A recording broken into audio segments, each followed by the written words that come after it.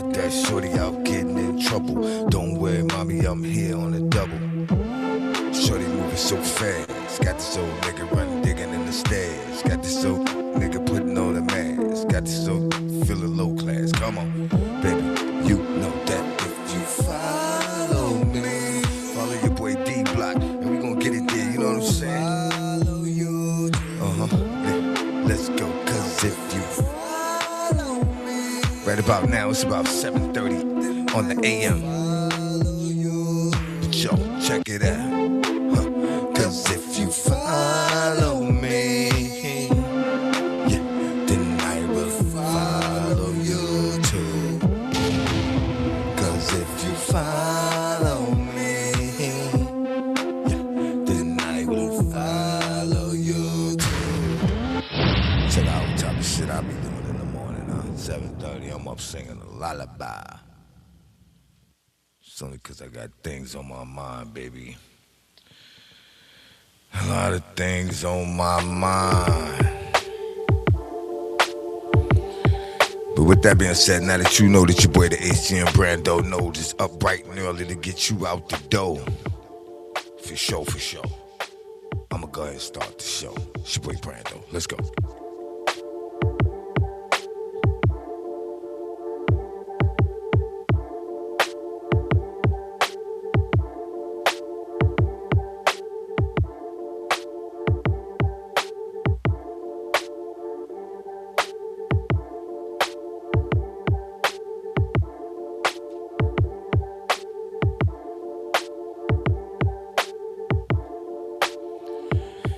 This show is being sponsored by the Alex Jones store. Link is in the description. My ultimate burn. He hits the street, running through the city with. See, that's what we're not gonna have, man. Let's skip it and pause it. We already know that's the higher powers that be that want to, you know what I mean? Don't want us to get the word out. You know, I remember being asleep at one time, man, being in that bubble, man, not really knowing what's going on in life. Just knowing what's going on right in front of you, man. Like, it's the bad thing, man. It's not good just knowing what's right in front of you, man. You gotta know what's going on around the world, man, because eventually it's gonna affect you in some shape, form, or fashion. Right.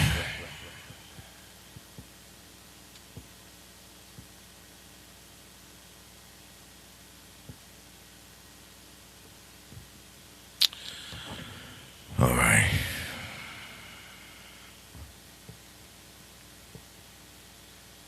Looks like it's wibbly wobbly. If anything, for the next 4 hours, we got you going. We got you good, and we're gonna get you right. So now that you know that your boy Brando knows we doing this, holla back, man. Let's take this page to the next level, because once we get there, we giving back. For all those don't know, I am an architect in the field, and we do custom designs. Bathroom, kitchen remodels. Want to turn that big bedroom into 2? I got you. But you just need to make that thing into a space saver. Holla at your boy, YDYHome.com.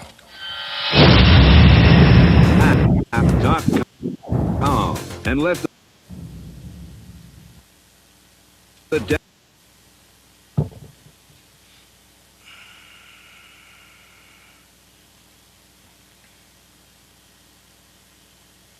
We're whopping. I got y'all, don't worry about it. Shit tight. Shit tight, sweet chariot. Them don't wanna carry me home. Ha ha ha. Oh yeah, go ahead.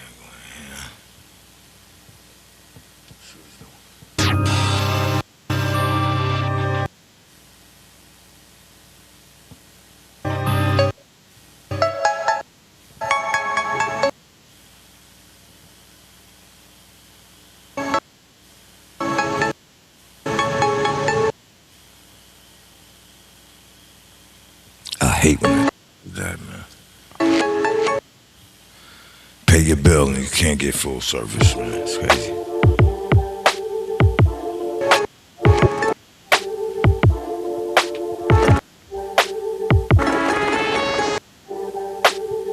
Shut up. Go through this house and shit. Okay. Alright, go. Coolio. This is the Coolio. You just saying, but that is mad that I really on. You're silly on. This nigga's Fulio. Fulio. Fulio. I'm not saying that nigga Fulio. The Julio. Don Fulio. Don John Fulio. Don Fulio. Don Fulio.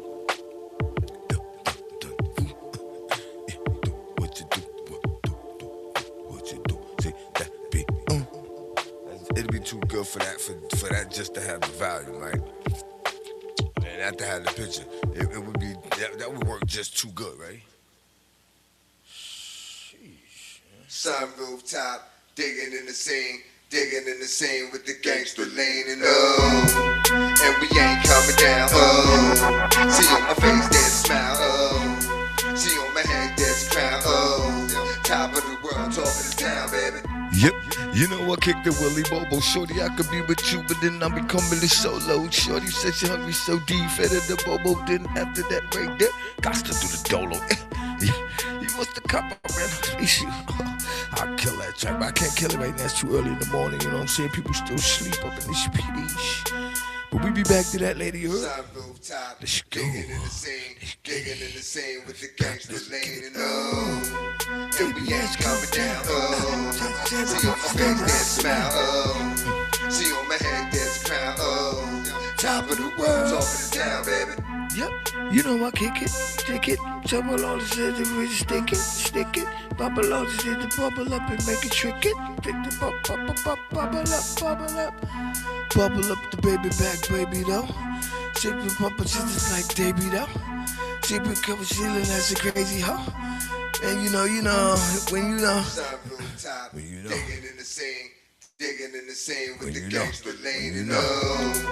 and we ain't Got jiggy coming hoe, down. said the baby said he got the jiggy flow.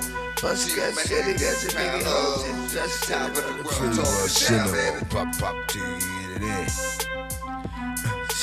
What the?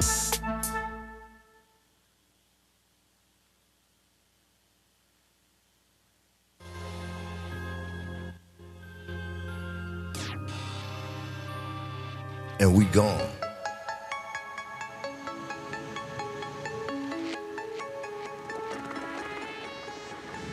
Ladies and gentlemen, it is Thursday.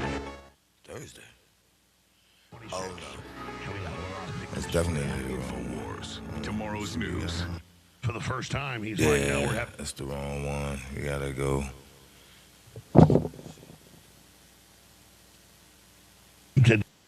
Just to have fun today, but I'm not going to let him. That's crazy. Let's do this. Myself to it. Unbelievable. And it's only that does that. Okay. Look. Though we're gonna The future may hold InfoWars. There you go. have a Alright, where we at? Whatever the future may hold, InfoWars will always Little. live forever. The fight will continue. Be sure to follow us on X at RealAlex.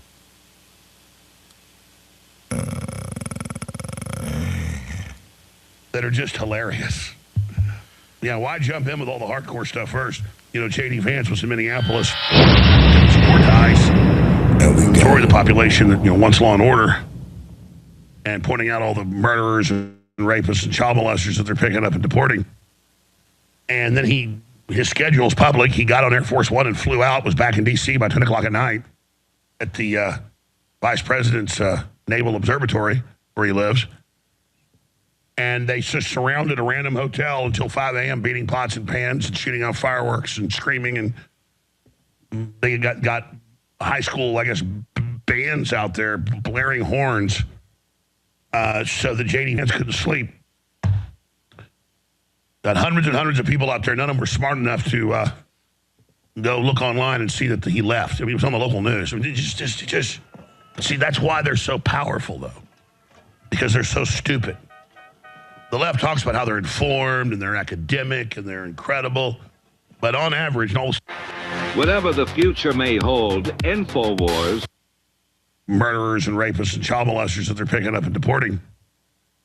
And then his schedule is public. He got on Air Force One and flew out, was back in D.C. by 10 o'clock at night at the vice president's naval observatory where he lives. And they just surrounded a random hotel until 5 a.m., beating pots and pans and shooting off fireworks and screaming. And they got high school, I guess, bands out there blaring horns so that J.D. Vance couldn't sleep.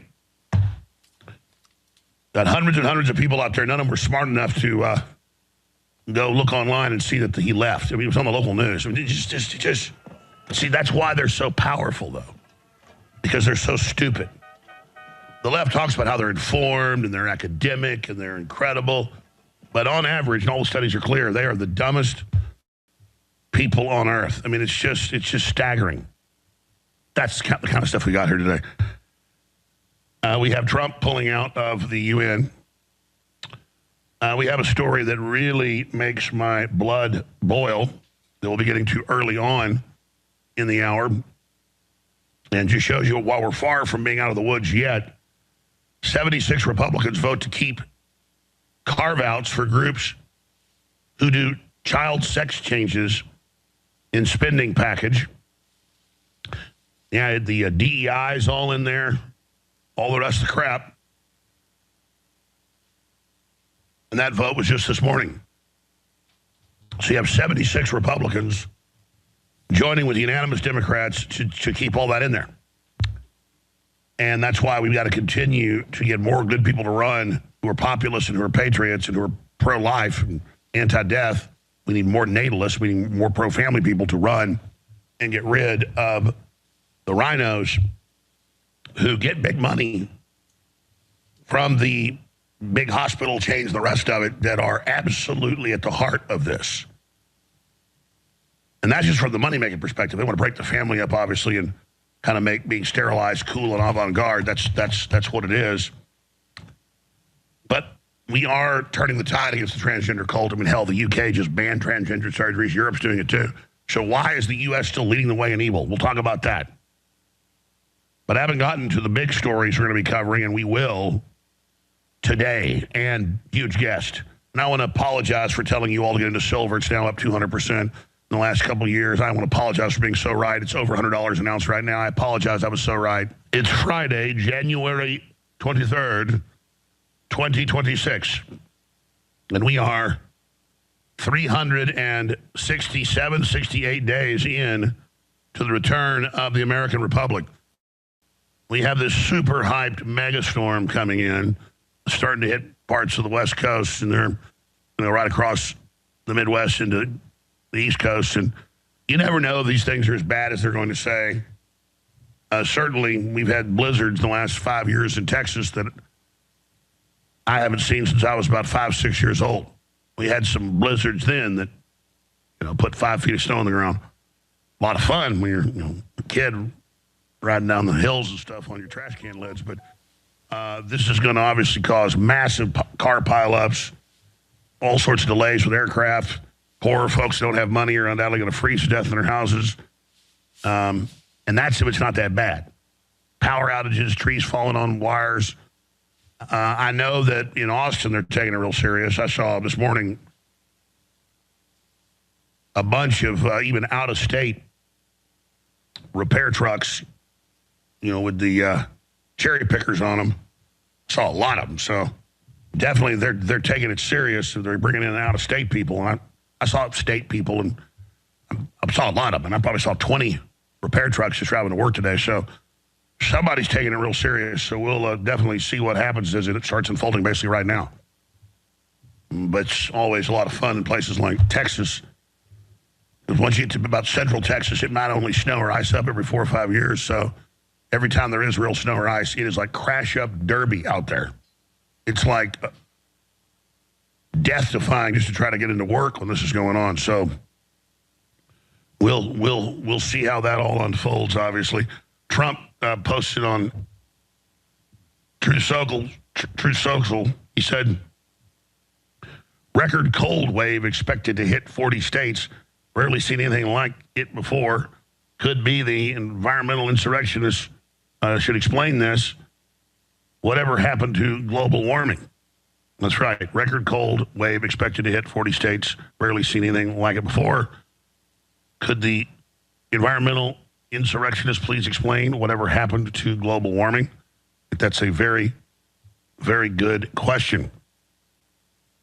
We'll be getting to this. Trump has pulled us out of the World Health Organization entirely. Canada's military preps model of hypothetical U.S. invasion in first drill of its type in history. WF Davos 2026 marks death of globalism. U.S. media lies about ICE detaining 5-year-old and massive winter storm set to hit. And turns out easily verifiable. Didn't use a kid as bait. Didn't detain him. Didn't do any of it. Just a total and complete lie, like everything else they do. That black couple with 6 kids was at the protest for 2 hours with the kids locked in the minivan. And they just basically made the whole story up. This is Jesse Smollett 2.0. We've got a lot of developments on that front.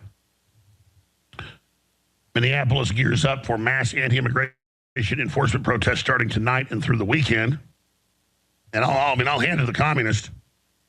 They encircled that hotel. They thought J.D. Vance was in last night. He'd publicly flown back to D.C.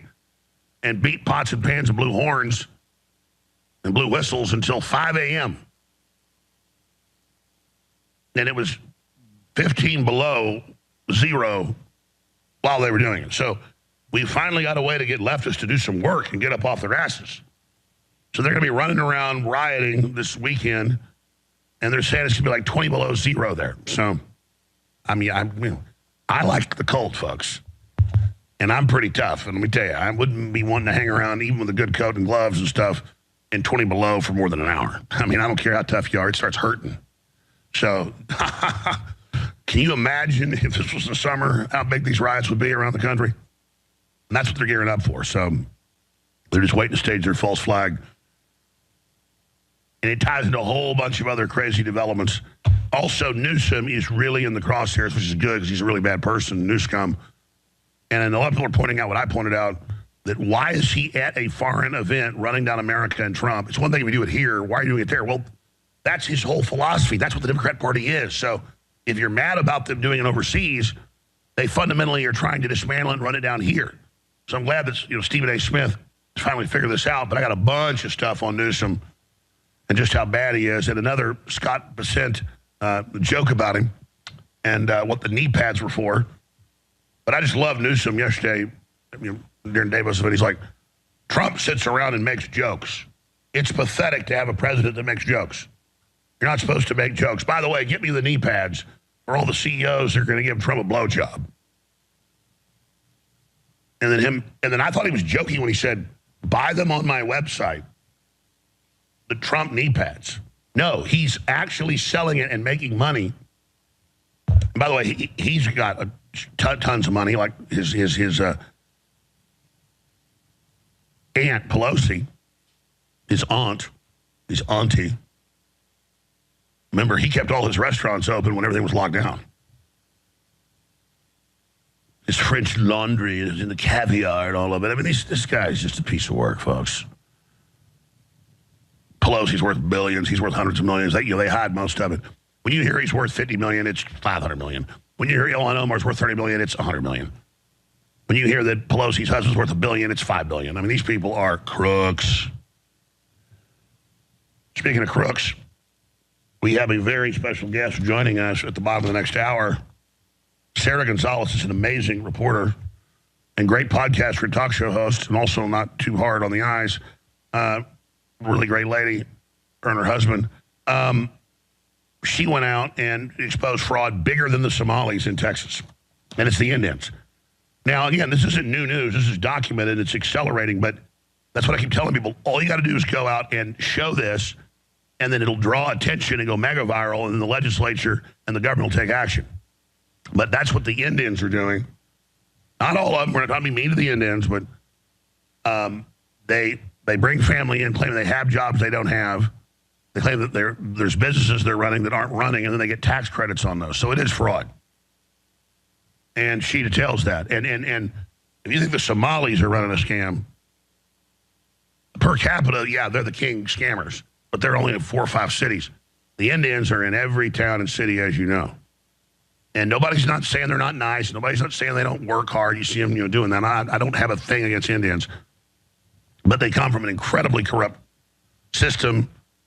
In certain tribes, bring in their people. 70% of the HB1 visas are from India, and then of that, over 80% are from one little sector. So they're not going to help other Indians get in.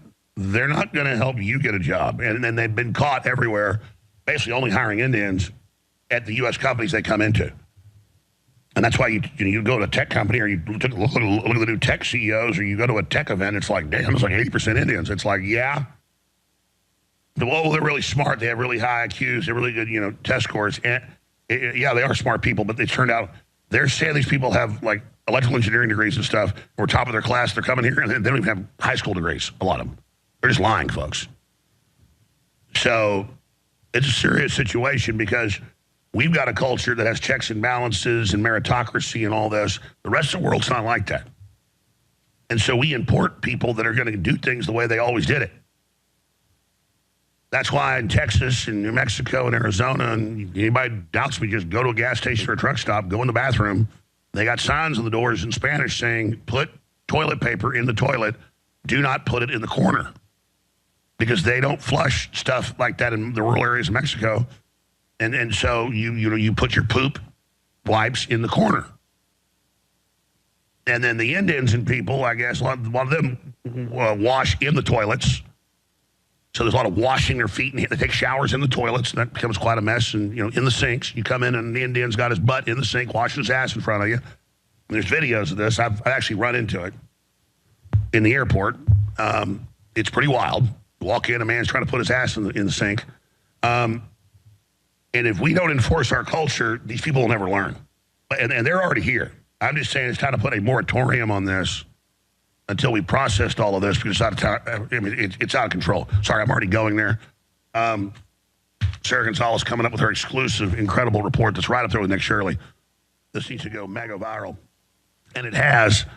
I noticed she got irritated because it's getting tens of millions of views, and the folks that grabbed it, who do a great job, Wall Street Apes, didn't even think to like who she was or give her credit. They're not being mean. I know those guys, they move so fast, because at least the story's getting credit, and she'll get credit in the end.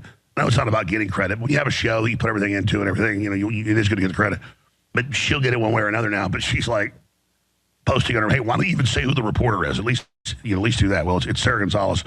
So she'll give me exclusive details of this in the video and so much more coming up.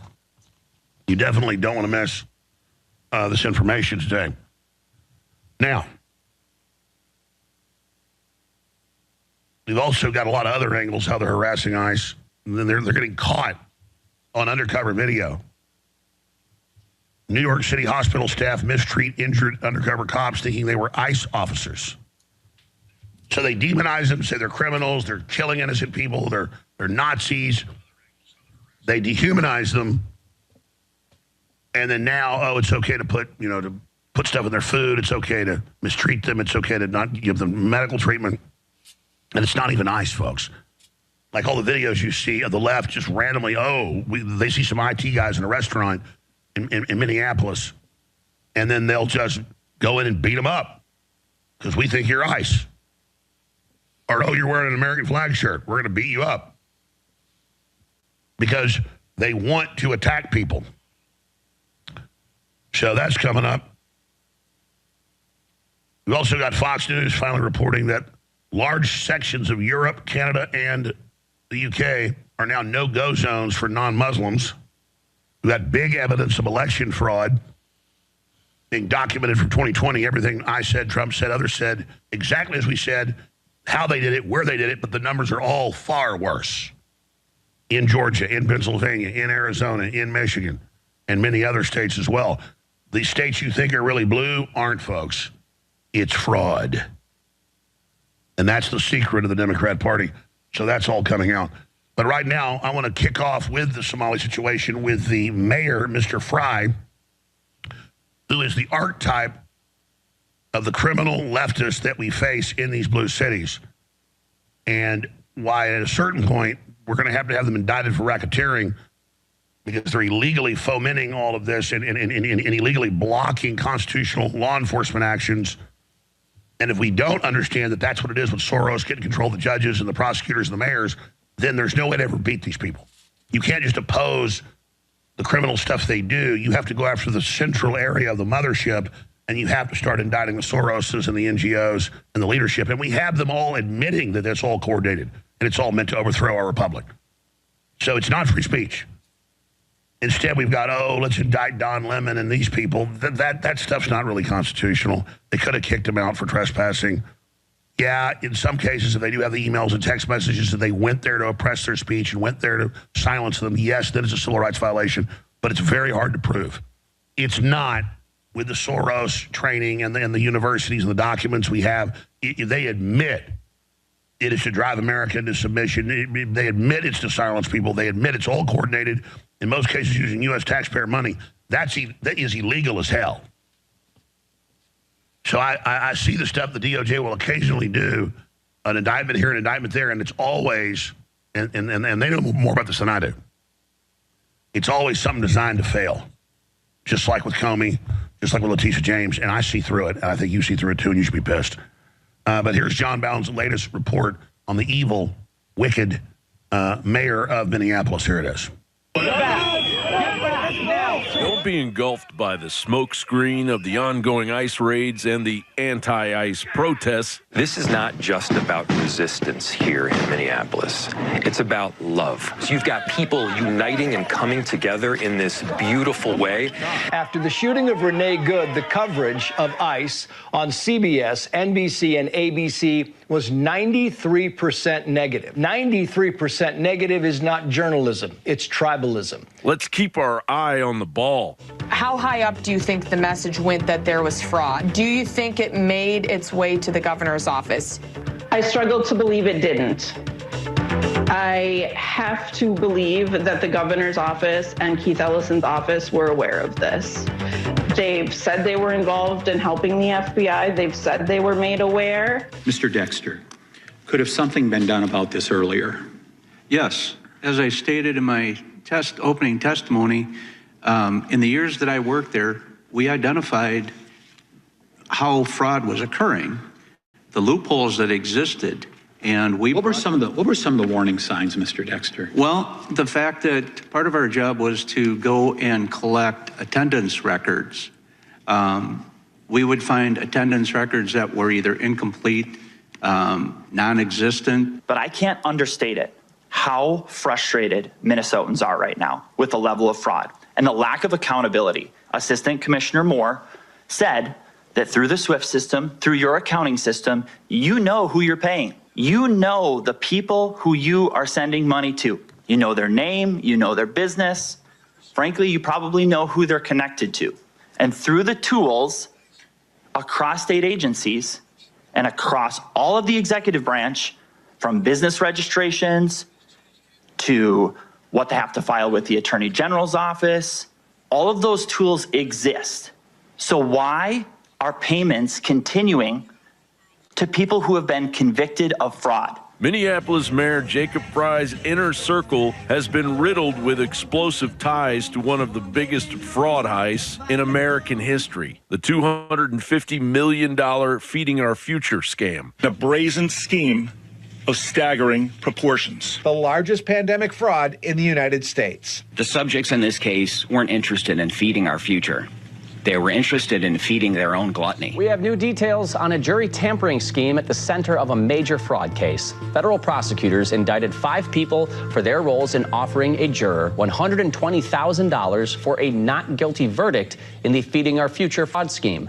The U.S. attorney says the group targeted juror 52 because she was the youngest juror and appeared to be the only juror of color. 3 of Fry's own appointees got nailed. Former senior policy aide Abdi Nur Salah pleaded guilty to wire fraud. Shamarke Issa, twice handpicked to chair the Minneapolis Public Housing Authority, copped to wire fraud and restitution in the millions. Abdik Kadir Ainanche Muhammad, tapped for Fry's community safety work group, faced indictments in the same rotten scheme. Add in campaign max donations from at least 8 indicted players, plus Fry's own wife, Sarah Clark, lobbying at the firm that shielded Feeding Our Future itself, and you've got a tangled web of proximity, appointments, and unanswered questions screaming conflict and cover. Look, the fraud's real. We've all got to acknowledge it. The fraud is very real. And by the way, when somebody commits fraud, and there are many that have done that, you investigate it, you charge, you prosecute, and you put the person in jail. As an individual, you put the person in jail as an individual. You do not hold an entire community, any community, accountable for the actions of individuals. Fry claims ignorance and distances himself. But how long can the distraction go on for this city under siege by its own local and state government? Who are the funders, the orchestrators, the facilitators of these riots and these efforts to impede lawful enforcement? John Bound reporting for InfoWars. You know, it's like we're stuck in Groundhog Day. You got John Solomon there saying, who runs this? We need to find out. I've been hearing that for 20 years. We know exactly who funds it, the Tides Foundation, Bill and Melinda Gates Foundation, George Soros. I mean, it's all on record. And we know what their plans are. They publicly say it's to overthrow the government and intimidate the population. They admit they want to engage in mass fraud to bankrupt the treasuries and collapse society in Clark and Piven. That was adopted by the 70s as official Democrat Party policy. You see them do the same thing in Europe. And so people ask, is Mayor Fry involved? He wouldn't have been put in there if he wasn't involved. This is all extremely organized with total precision. Again, they just got new footage out of Ohio with a whole network of judges and people who use the illegal aliens as cutouts to sign them up for all this welfare. And then the law firms and groups that do it get most of the money of the illegal aliens. That's been known for 40 years. They're just scaling up. So I'm going to explain again. The Democrat Party sets this up in every major state. They know the fraud. It is completely premeditated. And I've got clips of, famous high-level mob capos who were convicted of running scams, not this heinous, just not paying, gas tax. But still, okay, all right. And they're like, this is how it works. Let me explain. And they're absolutely right. I mean, this is precision, okay? And it's the same everywhere. The Somalis, though, negotiate for themselves because they're a tribal group. It's the ruling tribal group that rules over the Somalis that is mainly here. They don't let the other ones come. Just like a special Indian tribe out of India is the majority of Indians that come here from just one region.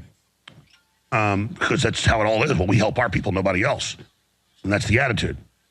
And they're able to negotiate a bigger slice for themselves. The Hispanics, the illegals they bring in here, most of them are just desperate, fleeing collapsed societies. Some are criminals, and they're all criminals, period. But, real criminals. They're not getting any of it, folks. They're being exploited. And so when you look at Democrats, you have to understand the premeditated monstrousness of these people. I mean, these people, I know you know, but do you really know? And here it is. Turns out they've got the full video. ICE has got it. They've been, releasing it on their site. The illegal aliens run, leave their little kid, just abandon him. They leave the 5-year-old. And then ICE, goes and picks him up and saves him. And then the media turns it into, oh, look, they kidnapped a kid and used him as fish bait. I mean, it's just anything they can lie about, they lie about. So just remember, anytime they say something, do not just out of hand believe them. And I know most of you know that. But I saw more news articles yesterday that I personally peed on dead kids' graves in Connecticut from Sandy Hook. No one ever peed on their graves. No one ever did anything to them. That's all made up. But no, I personally, they don't care. And people read this stuff.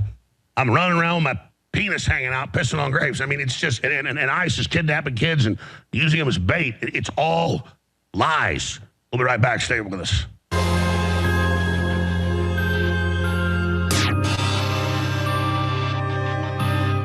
I am listener supported. I need funding from you. I don't have Israel or Qatar or the WF, anybody funding me but you, thealexshowstore.com. And I got to tell you, I designed this new hat. I love it. I think it's going to be popular. It's tan with a nice yellow and black patch. American Supply Company, established 1776, with the two Gadsden snakes on it. I'm really proud of this hat. I love this hat. I think it's going to be a bestseller. Get yours now at thealexshowstore.com. Also, all orders until Sunday evening at midnight. Up to 45% off of the ultramethylene blue and other products on the site. You get a free t-shirt, limited edition t-shirt, just until Sunday evening. And here is the shirt. Just has a Stranger Things font, InfoWars, since 1997. And I've been on air since late 94, but for InfoWars in 97. It's a great looking shirt. Every order gets one free. Then you put up this shot from the site at thealexshowstore.com. And that funds this operation. And again, separately, it's up to 45% off on the supplements until Sunday as well. On top of all that, and you're crazy if you don't get bovine colostrum, sea moss capsules and gummies, or turmeric for ultimate burn, fat burner, ultramethylene blue capsules and tincture, Trilogy gummies and capsules, Ultra DNA Revival, and the other great products there. These are incredible, game-changing products that empower you and your family and keep this broadcast on the air in the face of the lawfare, the DOJ, the CIA, the Democrats. Our big counter civil rights suit, we already have one in there, but the big one's coming. I mean, imminently. All of this, keeping us in the fight, is you. We can't do any of this without you. And so many of the talking points of truth that break through the lies come out of this show. So many of the talking points you see in Trump's speeches of this broadcast. White House listens, foreign governments listen. Not just millions of people around the world who are so important. That is history happening right now, but it is regular people, your word of mouth, sharing articles and videos, your prayer, and your financial support, getting incredible products that enrich and empower you and your life at thealexshowstore.com. And everybody knows about bovine colostrum, or you should. We have the best, 2,000 milligrams per scoop. Your skin, your hair, your eyes, your guts. It's the first 2 weeks of milk from a mammal are incredible. This is concentrated bovine colostrum at thealexshowstore.com. It's a bestseller. We've got limited edition knives and other things that are selling out. All available right now at thealexshowstore.com. And you're the reason we're still in the air, despite all these attacks and all the rest of it. But I'm telling you, the products are amazing if you'll just get them and try them. You try one product. Try the ultramethylene blue. Oh, by the way, ultramethylene red, our proprietary formula that stacks great with methylene blue, but also great by itself. We take an hour to get into it all. It's the first 3 runs have sold out of it. It's limited runs, and a bigger run just came in. Ultramethylene red, now in stock, discounted at thealexshowstore.com. So try ultramethylene red now. You can't lose. You're keeping us on the air, and you're going to find out this stuff works so great. You have an 80+% reorder on stuff like methylene blue. That's because it works so good. Nobody has that. thealexshowstore.com. The coordinates of incredible products and the coordinates of funding the Second American Revolution worldwide. Now, we've got, obviously, massive news on the economy, huge news on geopolitical developments in the military, just huge developments with the Democrats openly admitting they want a civil war and their new plans to do it. Newsom's been caught in a whole bunch of garbage. But I want to digress here into a microcosm because it's an interesting story. It's a big story. And what's happening with the truth of J6 coming out is obviously even bigger. That it was a Fedsurrection, that it was staged by Nancy Pelosi, that they did have hundreds of FBI operatives and FBI in the crowd, that they did have other NGOs, that they did break in, that they did put handcuffs on the other feds and act like they arrested them, but then take off the handcuffs and high-five them. They staged it. And then you've got the pets of Pelosi, these key Capitol police officers, not just the one that executed Ashley Babbitt. And so Ivan Raiklin, former Green Beret, Defense Intelligence Agency lawyer, you name it, he's up there covering things daily. We have him on all the time on Capitol Hill and in and around D.C. and Virginia. And so he's there at the J6 hearings or the Jack Smith hearing where they're bringing up J6, and Michael Fanone, who is the pet of Pelosi, I mean, literally constant photos of her basically sitting in his lap, kissing all over him. He's the guy that just 2 weeks ago said, listen, you need to use the Second Amendment, go get guns and use it on ICE. They're criminals, they're illegal. Take them out, basically, which is a real insurrection, okay? And I always thought he looked like a crazed gremlin in the eyes when I've seen him on TV and stuff, when he's not doing fake crying. But he starts flipping off the Congress people while they're talking. He also lifts his hands up and does the shoot a gun at him. I posted on my X account last night so we can go pull that up for folks. It's at Real Alex Jones on X. You want to see it. But he's like bang, bang to the congressman. He's flipping him off as well. And then under his breath, coughing, going, F you. And they actually say, stop that. And then he gets up at the end of the hearing and goes over and gets in Ivan Raiklin's face, who's like 30 feet away, and tries to start a fight with him, and Raiklin's controlled. And we have all the side angles, back angle, front angle. And then he says, oh, my God, you say you're coming to rape my children. He told people to kill us. I mean, you'll hear the audio. You'll see the video. And that's the left. And, of course, I already knew Raiklin wouldn't do that. Plus, I went and looked. No one's ever accused Raiklin of that. He's always been very polite. And so as soon as he realized that he'd act like a fool and had to be held back trying to attack Raiklin, who was just totally calm, he just made up a lie. I mean, we're talking Jussie Smollett stuff here, folks. So I broke the exclusive last night that Raiklin is going to sue him if he doesn't retract. But imagine he's like a couple rows up and over, pops up and says, it's my mortal enemy. It's Ivan Raiklin. Ivan reaches out as he walks over with his hand to shake his hand. Starts saying, don't pretend we're not mortal enemies. And then starts threatening to kick his ass, so the other goon cops from J6 grab him and hold him back. And then the Capitol Police come over and tell Raiklin, sit down, you're causing a disturbance. And it's just total upside down world with these people. And you got this crazy man who a week and a half ago is literally, we played the clip, saying you got a Second Amendment, these guys are illegal, they're not real officers, get your guns, and you know what to do. I mean, we never said that about the Capitol Police. So let's go ahead and play him saying F you to the congressman when he's pointing out that Jan 6 was an inside job. And let's go to, there's a bunch of side shots of this happening, and then Ivan on his own phone shooting it. And then Ivan wanted to have a witness that was there on, that's fine. But it's like, do I need a witness? The sun came up this morning? I know they're denying, and the left headlines are crazed Green Beret, tries to cause an altercation, attacks the little innocent cupcake, Michael Fanone, but that's not true. So, yeah, great. Have an eyewitness on that had 2 biological eyeballs that saw it. We can go watch 15 different angles of the same thing. Fine, we'll do it. But in a way, that's almost like going to their zone, when they're like, oh, he attacked us. But again, the bigger issue is that it's all coming out. It's come out that it was a Fedsurrection. And that's why Michael Fanone is so mad. So let's just play the clips back to back. First, him cussing and flipping off Congress. By the way, anybody else does that, your ass is thrown out of there. Owen didn't even cuss at him or flip him off. He just spoke and then got indicted for it and put in jail. That was the first time. So if you're a conservative and say you're lying and then leave, jail time. But if you're like F you, screw you, boom, boom, flipping them off, that's totally good.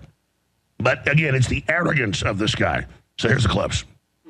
I would like to quickly address the police officers of January 6th Mr. Don, Mr. Fanone, Mr. Gonell, Mr. Hodges. I'm a member of the new select committee to actually examine what happened that day. And I can tell you, gentlemen, that the fault does not lie with Donald Trump. It lies with Yogananda Pittman and the U.S. Capitol leadership team. We know they had the intelligence, and there was going to be a high propensity for violence that day. Claim my time, yeah. You will be in order. The time belongs to the gentleman from Texas. We've had some disruptions already. We don't need that. By the way, hit pause. We can delay it ourselves on our end for radio stations, but I want everybody to actually hear him say, go fuck yourself. So can we get the raw one? I want to get that on tape here for the general public. Okay, but the point is he's literally up in the front row saying, flipping him off, saying, go F yourself. They hear him and say, you need to stop that. And my point is, anybody else would have been thrown in jail. And I'm over First Amendment, so maybe the first time, don't throw him in jail. I'm just saying, according to their rules, this is an insurrection worse than, Pearl Harbor. Their takeover of these hotels, their storming of ICE facilities are way more violent than Jan 6, and most of that was feds that started it. I was there. Remember that. Yeah, here it is with the not censored. I would like to quickly address the police officers of January 6th. Mr. Don, Mr. Fanone, Mr. Gonell, Mr. Hodges. I'm a member of the new select committee to actually examine what happened that day. And I can tell you, gentlemen, that the fault does not lie with Donald Trump. It lies with Yogananda Pittman and the U.S. Capitol leadership team. We know they had the intelligence, and there was going to be a high propensity for violence that day. Claim my time, yeah. You will be in order. The time belongs to the gentleman from Texas. We've had some disruptions already. We don't need that. Let the gentleman may continue. We know the Capitol leadership team, specifically Yogananda Pittman, had the intelligence, and there was going to be a high propensity for violence that day.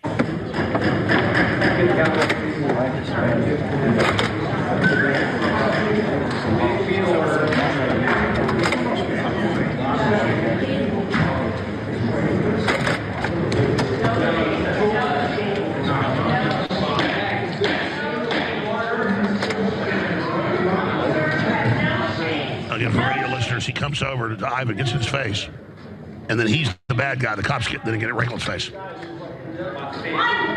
my children threaten sit down, rape my children, rape my children, you sick asshole. Rape my children. Ivan threatened to rape his children. No, that's true. Then he went out and got in fights with people outside. Here's Ivan's video of it.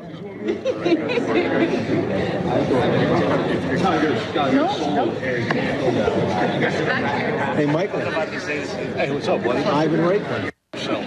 Why do you have to swear at me? What's that? Why do you have to swear at me? Oh, dude, don't pretend like we're not mortal enemies. Well, why do you have to lose your cool like that? I'm not I've losing been my cool. always professional with you. I'm not losing my cool. Every single time I communicate with you, You're a I traitor to am this always professional with you. Well, I'm and not. it requires other people to contain your Tourette's syndrome. Okay? I'm not going to get from that. You've threatened my family and you've threatened my life. Have You're I? a traitor to this country. Why are you spasmodic? Am I spasmodic? Absolutely. Do Look something. behind you. Do something. Why should I? I'm communicating with you and trying to calm you down. Right? Look at your face. You can't even control yourself. You can't even be a man. Trust me, I'm using a lot You of see how restraint many right now. people are constraining you? Come get me. Look at me. Total These control are the over type of my Capitol mind cops that and took body. out Ashley Babbitt.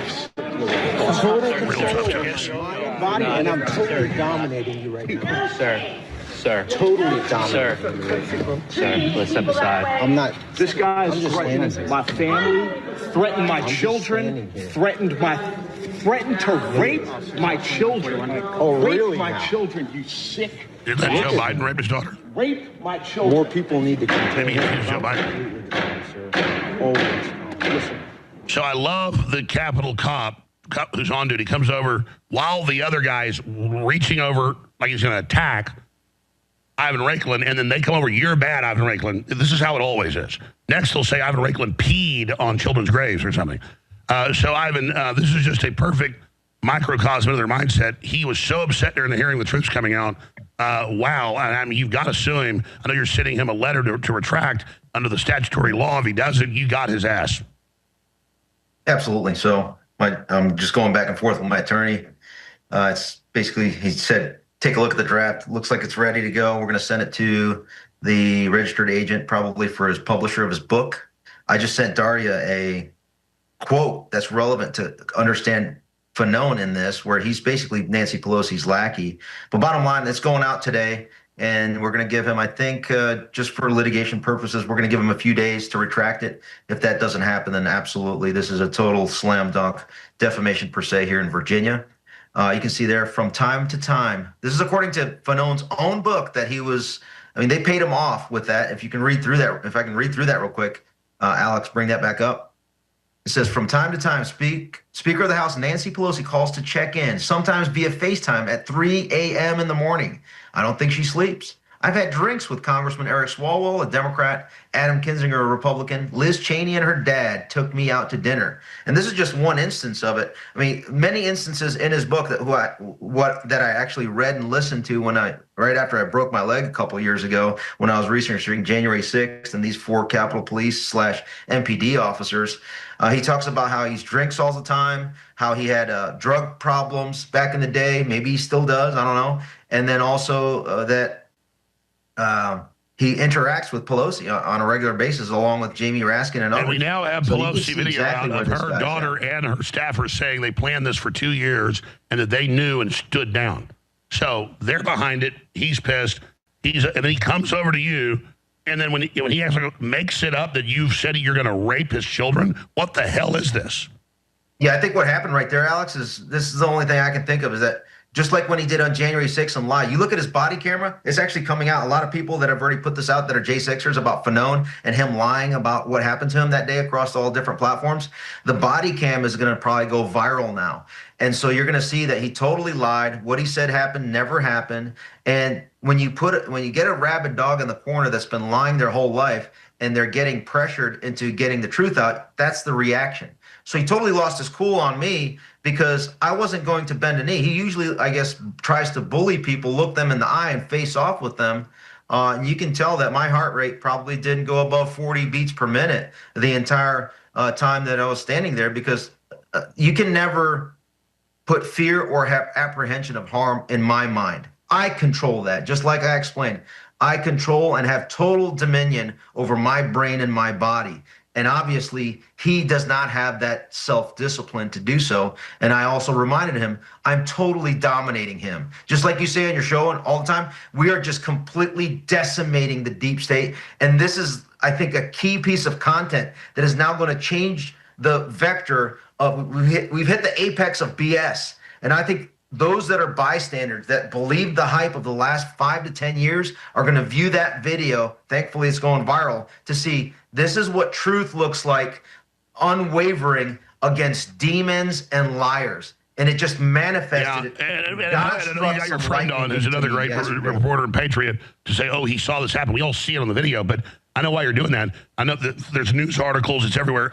Ivan Raiklin, the crazed Green Beret, tries to start a fight with the poor little Michael Fanone. And I mean, so, but it just shows the deception machine. Imagine his brain.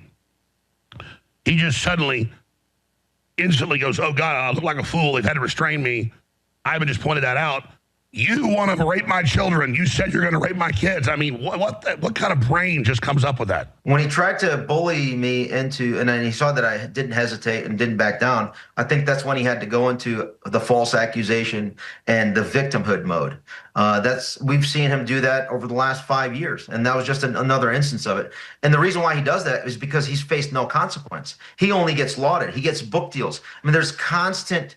It's just ridiculous, okay? What this is going, and I'm going to try my best in order to create courage in Jim Jordan and this committee and the U.S. Capitol Police officer that he Officer Fanone, former MPD, disgraced MPD officer Fanone, assaulted the female U.S. Capitol Police officer after he was removed from interacting with me. I was never given a warning because I've talked to multiple U.S. Capitol Police officers to ask them, did I do anything that remotely would trigger a warning? And every single one of them said, I can't believe how composed you were. Yeah, for those that are on radio and wouldn't didn't give you see any it, for warning. people that don't see the video, you're there. He comes from 2 rows ahead, starts bobbing back and forth at you like he's a cobra. You hold out your hand, and he goes, dude, we're mortal enemies. Don't act like we're friends. Then he starts coming over and threatening you. So, again, it's just everything with him is a total and complete lie. We got your witness on, Leland Lerman, who can obviously give some context and stuff that might not have been caught on tape. We'll go to him in a moment. But just in general, you're an expert on J6, one of the top ones, other than, I would say, somebody like Stuart Rhodes, who's been inside and outside of the jaws of it. Recap briefly, Ivan, what really happened on J6 and why they're so upset that things are coming out. Bottom line, it was a Fedsurrection, and then everything after that, from the legislative branch to the executive branch, was a Fedsurrection cover-up, okay?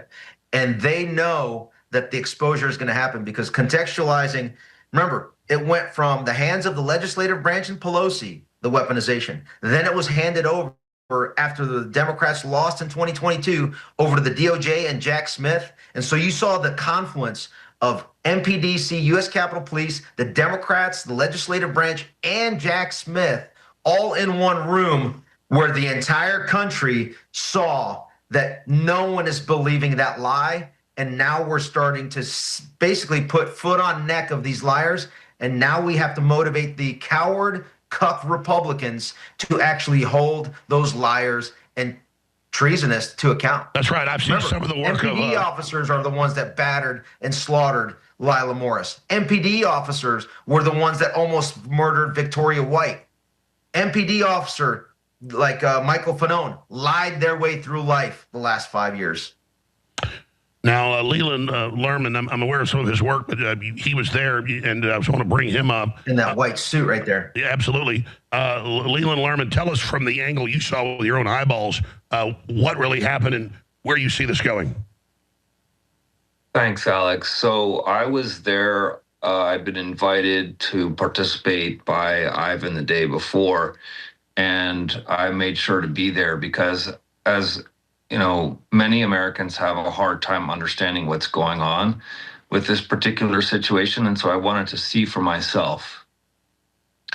And as I observed what happened, I considered it to be a contest of champions. I saw immediately that this was their champion and that Ivan is a champion for the other side. And as I was watching, I mean, to be perfectly fair, I didn't really expect anything other than what happened because I knew Ivan fairly well. But his conduct and his courage and his willingness to engage on the merits of the situation demonstrated that not only is he a heroic individual, but that the reality of his cause, the truth and the justice of his cause was transparent. Well, that's why they're so incredibly upset. So it's one thing to see the video. Obviously, Michael Vaughn is a complete maniac. But what do you make of them spinning it now that Ivan started something, the cop acting like Ivan did something? That to me shows how scared they are. Well, let me be very clear. I would like to say that I felt like Ivan did make the first engagement, but I don't dispute. I feel that was perfectly justified. This is a situation where Americans need to communicate across this boundary. And it was an entirely fair challenge that Ivan extended, which was, can we talk about this? Now, I think that it's probably also fair to say that Ivan knew that this gentleman was not going to be up to that challenge. But for those of us who haven't been following the situation as closely as Ivan has, this was a remarkable testament to the fact that their position is insecure and that the people that they have recruited to represent them are therefore insecure. Now, I'm not sure exactly. Now I get what you're talking about. We have a C-SPAN camera footage. We have a C-SPAN camera footage of right before the other angles. when the Capitol cop blows up, that Ivan talks to him and just says, "Hey, can we talk?" So that's supposedly the great evil that Ivan engaged in. Ivan, what did you say to him? Yeah, it's a Metropolitan Police Department officer. I put my hand out and said, "Michael, Ivan Raiklen," and then that's immediately went to a litany of Tourette syndrome responses. And then the rest you saw, and as he was being pulled out, he essentially tells the U.S. Capitol Police officer that was performing very well. The two Capitol Police officers that kept the cool there, I have to laud them because they operated very professionally and kept things under wraps. But Mr. Fanone, basically, he said, it'll be in the video, get your hands off me, get your effing hands off of me, and essentially nudges. Any other human being that would have done that in a committee hearing room, like you said, Alex, would have been immediately arrested. Okay? Immediately arrested. All right, Ivan, stay there. Then he wouldn't have had the opportunity Leland, to stay there. Further. Hold on just a second. We got to go to break. We're going to come back in 2 minutes, do 5 more minutes on this for you both, get closing comments on it. But I wanted to just get on record what really happened. Thank you so much. Now, remember, we just did hour number 1. Hour number 2 is going to be jam-packed with news, information, you name it. But I'm here telling you, I'm backed by you, the American people. I need your support. I designed this new hat. I think it's really cool. This is a lot of fun, and it's the latest hat of the hundreds and hundreds that are available, the widest selection of Patriot apparel anywhere at thealexjonesstore.com. If you're a radio listener, I'll describe it. It's a tan hat, trucker hat. It says American Supply Company, established 1776, with 2 Gadsden snakes on either side. I love it, and the crew loves it.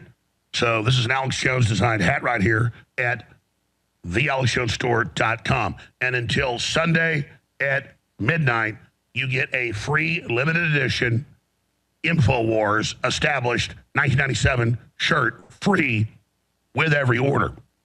And also part of the huge sale that ends Sunday night at midnight, up to 45% off on the incredible supplements, the Life Force, the Atomic Defense, the Bovine Colostrum, the CMOS, Irish CMOS capsules and gummies, turmeric, Ultimate Burn Natural Fat Burn System, Ultramethylene Blue capsules and tinctures.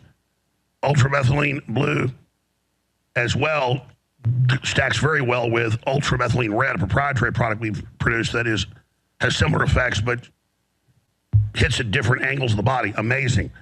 It's all available right now at thealexjonesstore.com.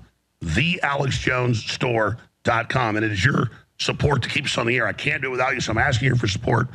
We have the limited edition knives that are in right now. Those are about to sell out. thealexjonesstore.com. And anybody buying anything should become a VIP. In your profile, $30 a month, you get $40 to spend in the store. Special deals, special offers. So you make $10 every time you do it. Cancel anytime. Please become a VIP and stand with us as we retake America and the world. We'll be right back with our special guest, Ivan Raiklen, and his witness. Stay with us. Ladies and gentlemen, Nitric Boost, the all-time fan favorite, is now back in stock at InfoWarsStore.com. You've looked at our formula. You like it? I did, and I do. Yes. Well, nitric oxide is a key. It's made by our own bodies again. It's made by L-citrulline and L-arginine, the amino acids. And now a major shipment has finally come back in for those of you that want to be able to stock up on it at InfoWarsStore.com. Ladies and gentlemen, Dr. Judy Mikovits, without me even knowing she'd gotten it and used it, came on years ago and said this was the best spike protein detoxer she'd found. Just like you want your own body to make vitamin D from the sunlight, you can't force it back in people who can't make it. It can actually hurt them. It's called peroxynitrites. So you want to boost your own body's ability. The nitric oxide relaxes the endothelium, the vasculature. It relaxes the vein. So I use the two. Your InfoWars, I keep that on my shelf, and I feed myself the Cardio Miracle, which is just for straight food. It's a different formulation than that one, and the two together are a 1-2 punch. So you get in your food the ability to make what you need and no more. Because of the organic-based compounds that are in it that cause vasodilation in the blood vessels, in the arteries, in the veins, in the capillaries. And it just does so many other great things. So constricted blood vessels too, because athletes are running, they're constricted, they're working so that the blood flows, and it doesn't flow, which is why your nitric oxide product, that new products. I hope you'll show it because that's a very important thing to have for acute events. Dissolve under the tongue, give you an instant relaxing of your endothelium, your vasculature. Now listen, it is already a nationwide best-selling bodybuilding product for over 20 years. Bodybuilders take it as it helps grow muscles and better workouts and things. I was just researching and wanting to put something out that was good for the heart and talked to a lot of scientists and researchers I knew, and they said, well, these are the type of ingredients we were thinking about putting out a product. When I talked to formulators, they said, well, we actually already have a product that has that, so we private labeled it as Nitric Boost. And just for men in the morning when you wake up, that's the big thing people feel and see right away. So imagine what else it's doing for your body. So for those of you that love Nitric Boost, it's back in stock right now at InfoWarsStore.com. And for those that haven't tried Nitric Boost, you are really missing out.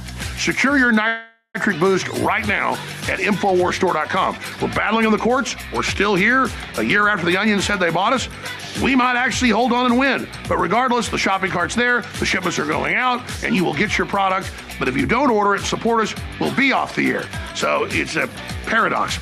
So please take action now at InfoWarsStore.com and experience Nitric Boost for yourself. And listen, men feel it in that one way. Women love it as well. It's good for men and women. Get your Nitric Boost now, right now, exclusively at InfoWarsStore.com. And thanks for being the reason, one way or another, we'll always be on the air. InfoWarsStore.com, Nitric Boost back in stock.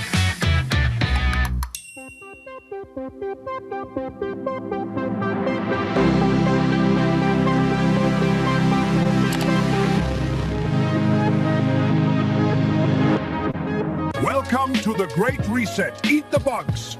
You will own nothing, and you will be happy. Take the vaccine. Trust the science. Get your booster. Every crisis is an opportunity, and the world will be reshaped in our vision. Down with the globalist. Get ultramethylene red at thealexjonesstore.com. Well, you've got a real deep state lapdog in this Michael Fanone. And he's really upset that his house of cards has fallen. He flipped out on Ivan Raiklin yesterday for no reason. Said, you have threatened to rape my children. Ivan, in closing, and also your friend and associate, Leland Lerman, that was there, that saw this. Well, obviously, we have the video proof of it. Why do you, again, think they're so desperate? I know you've answered that, but I want to elaborate. And then, obviously, why would he just make up something totally insane like that and then look at the people around like as if that was just supposed to demonize you as a bad person? It just certifies even more what a congenital liar he is, Ivan Raiklin. Yeah, so if you want to litigate in the courtroom, you need to have the law on your side. You need to have the facts on your side. When you don't have either, you have to resort to complete lies. And they're so used to, officers such as Mr. Fanone are so used to lying that that's their go-to when they don't have the truth on their side. And I think this was extremely evident. And he's going to try to spin it however which way he wants. I mean, like you said, 2 biological eyes and 2 biological ears is really all you need. And you can take it from everybody that was in that room and everybody watching. And I think I want to give Leland a couple minutes to just describe further what he saw, because I happen to be in it. I always want to get feedback on whether or not I comported myself in a manner. Yeah, well, I think the video is clear, but he can elaborate if he wants. But just in general, what did you make of just the general behavior, Leland? It was stunning. I mean, I have to hand it to Ivan, also to his trainers, to the United States of America. I'm a pacifist, but I saw a champion at work. I saw a man whose training was the utmost professionalism. But more than that, I saw a man who was on his own, putting all that training to the service of this country in its time of need, without institutional support. It was clear he was just speaking the truth. He was acting on behalf of the truth. And the clear experience I had was that the other gentleman was protesting too much. As Shakespeare said, the lady, methinks the lady doth protest too much. And it's a common understanding in an argument. It's when somebody freaks out like that, there is clear cause to be concerned about the validity of their argument, their point of view, and the truth of what they're saying. Well, they're going to be really concerned as Congress continues to investigate J6. My problem, Ivan, is we have the FBI director lying, saying there were no FBI agents there. Now we know there were 200 plus. So the real bottleneck here is Pam Bondi. Any new developments on that front? No, the bottleneck is not only Pam Bondi. It's right now the Republicans and Democrats are locking arms so that this new select subcommittee, the J6 subcommittee that Loudermilk is heading up, they're not giving them any ability to look at U.S. Capitol Police's role in January 6th. And as we saw Steve Baker's information coming out, the way that the deep state and then the disinformation media complex responded to that gate analysis, it leads me more in the direction to believe that the U.S. Capitol Police had much more of a role in the January 6th Fedsurrection than even I come to the conclusion of. And so I hate saying stay tuned, but when the Republicans and Democrats are complicit, that control the entire political landscape, are complicit in covering something up, it's incumbent on us, independent critical thinkers, to expose it all, and it will happen. That's why you're seeing the antibodies coming out across the entire spectrum, and we saw that on live display yesterday with this confrontation with one of the key Fedsurrection cover-up artists, Michael Fanone. All right, Ivan Raiklin, thank you so much. You guys be safe. We'll continue to watch the work you do. God bless. Wow, so there you go. Total lies. Corporate media says that Ivan Raiklin went and started a fight with him, a conversation. He saw the truth. He said, hey, can we talk about this? Put his hand out, and then he blew up at him. All right, we've got huge news straight ahead. Back in 60 seconds. Start your engines. All right, this is going to be a jam-packed first 30 minutes because investigative journalist, popular talk show host, Sarah Gonzalez will be joining us on a story she's really blown wide open that's as big or bigger than the Somali fraud. And it's not the Somalis. It's the Indians and then the Muslims. Massive H-1B visa scam in Texas. Wait till you see this. This is right up there with Dick Shirley. Just broke last night. She joins us in about 25 minutes from now. But I want to look at a microcosm story that really illustrates what we're up against. And that's Newsom. He's running the biggest deficits in California's history. He is openly bragging how they're giving illegal aliens all this free health care that literally is the exact amount of the yearly deficit. He's attacking Trump. He's handing out knee pads that he sells so that anybody that gets on board with investing in America or bringing factories here is supposedly doing what Mayor Willie Brown had done to him by Kamala Harris. So he's actively working against U.S. interests to get jobs, industry, rare earth minerals, cheerleading. And he's been siding with Communist China against Trump's policies. So a lot of what he's doing is illegal. And he wants to collapse the country. You can call him inept and say he doesn't know what he's doing. No, that's part of the larger cloud pivot plan to collapse the U.S. So people like Stephen A. Smith, who knows it's popular now to be a patriot, which is fine with me. When we start winning, that's what you're going to see. But he's only talking about one layer of it, about you can talk bad about America when you're here in America, but you're not supposed to do it at a foreign event. It's unseemly. Yeah, it's unseemly, but it's worse than that. When you look at how Newsom sides with China, just like Carney sides against the Canadian people with China in one-sided trade deals. And they do it over and over and over again.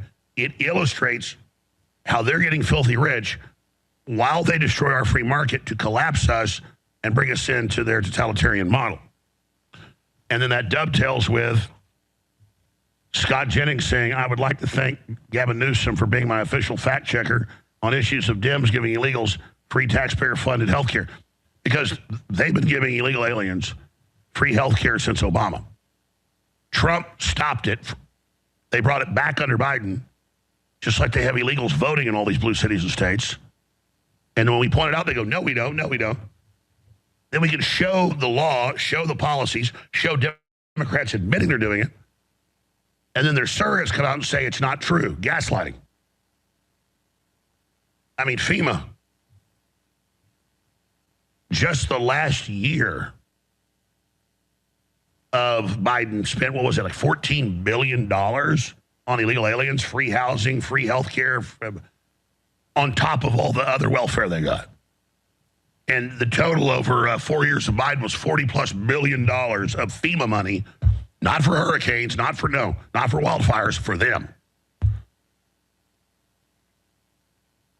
It just shows how crazy it is. And then that ties into a new Scott Bassett joke about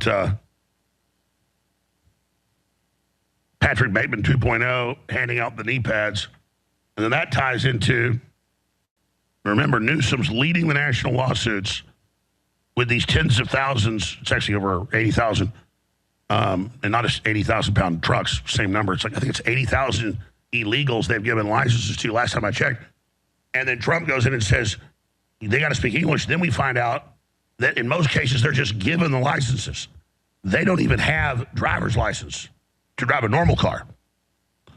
They keep finding superintendents and of schools and major administrators who don't even have high school degrees that are illegal aliens.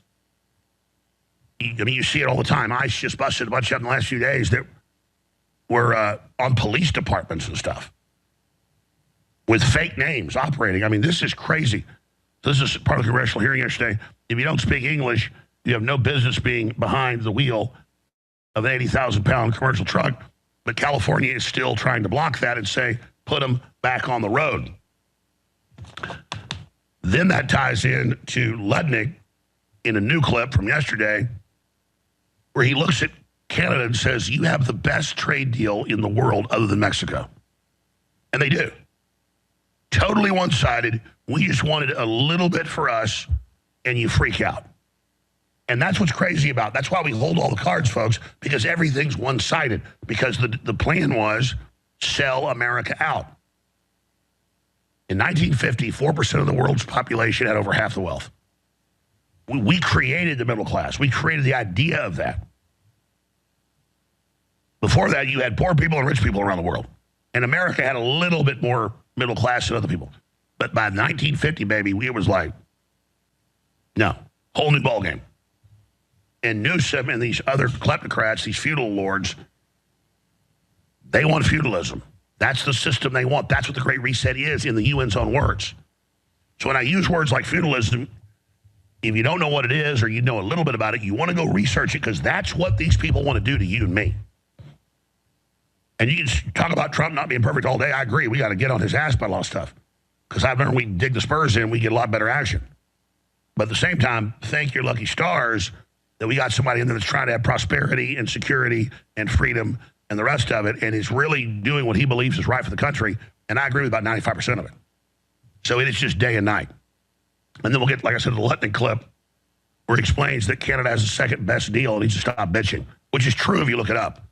Their average tariff on us is 300%, and we had nothing on them. Almost 80% of all their businesses with us, same thing Mexico. Only a few percent of Mexico's business is with us. I mean, it's all one-sided. And they were getting ready to pull the dollar out from under us, and then we'd be totally screwed. No industry, wouldn't have the world currency. We would be screwed, blued, and tattooed. Trump is desperately trying to get that balance back in place. Lindbeck had an excellent analysis of it yesterday. But there was also analysis out of Scotland pointing out that just because Trump's taken over the global system doesn't mean that we're fully getting rid of it, and there's a lot more to be done. And I agree with that. It's just right now we're trying to keep Trump in and keep his agenda going because it's moved the needle so far away from their agenda of neo-feudalism and the Great Reset. It doesn't mean it's perfect. And if we could just get the globalists beaten, then we could focus on making sure our reforms are done right. But just sit back and ask yourself, what would it be like with Kamala Harris right now? And some will say, let it get worse faster. No, that's what they want. I'm telling you. I don't think the general person is sophisticated enough if things totally collapsed to not buy into the left's answers to it, social credit scores and universal basic incomes and forced work brigades and I mean, their plan under this austerity is eating bugs and not be able to leave your neighborhood. I mean, they were going to put the chains on, baby. COVID was a test. So these people saying, oh, make it go, these accelerationists are dreaming. I mean, I've been on the air 32 years, been hearing about the New World Order since I was 5 years old. That's 47 years ago. And I'm always hearing, not my family, but others, I ever see a UN helmet, they're dead. They don't come with UN helmets. They come with banks and regulations and controls. They cut your energy off incrementally. They brainwash your kids. And suddenly your 7-year-old says they're really a girl, and you say, no, you're not, so they take them away, and when they're 10, they cut their dick off. That's how the UN comes, the brainwashing. Comes with atrazine in the water that bends your kid's gender. It comes with 5G. It comes with poison shots. They don't come in a frontal assault. And Trump just pulled out of the WHO today and left basically every other. 2 weeks ago when he left six groups, I said the last two to leave is the UN officially and the WHO, and he just did that. Just left the WHO. It's exciting. All right, let's start going to these reports. Here they are. Gavin Newsom. Respectfully, what are you doing? You're the governor of the state of California in the United States of America. Why are you over in Davos, Switzerland, talking to folks and speaking negatively about the president of the United States? I have no problem with Gavin Newsom being candid and open about his feelings about our president on United States soil. To go over to another country, Switzerland, to go over there and to be in the presence of other European leaders speaking against the president of the United States. I'm not down with that. Y'all might be, I'm not down with that at all. Say whatever you want here as a governor from the opposite side of the aisle of a state in the United States on American soil, fine. But I'm one of those people, when we go somewhere else, it's America first. You know, our problems, yeah, our problems. But we ain't taking dirty laundry outside. You don't go on a world stage to disrespect your own house, which is the United States of America. I don't like that at all. Not even a little bit. Federal law prohibits undocumented immigrants then why are from receiving 1.4 Medicaid million benefits. on it? Why are That's a 1.4 figment of your million? imagination. It's a figment of the CBO's documents. Do I believe in universal health care? Yes. And I'm proud of that. We're one of 16 states to provide care to people regardless of their immigration status.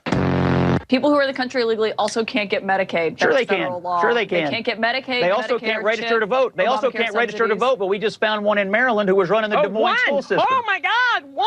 Do I believe in universal health care? Yes. And I'm proud of that. We're one of 16 states to provide care to people regardless of their immigration status. The beating heart of the Democratic Party right now is, what can we do for illegal aliens? Oh, we want to keep them in the country. We don't want them deported. We got to give them health care. That is the reason for the Medicaid rage. Do I believe in universal health care? Yes. And I'm proud of that. We're one of 16 states to provide care to people regardless of their immigration status. I think Gavin Newsom may be cracking up with some of these things he's saying. I think he may be in over his hairdo.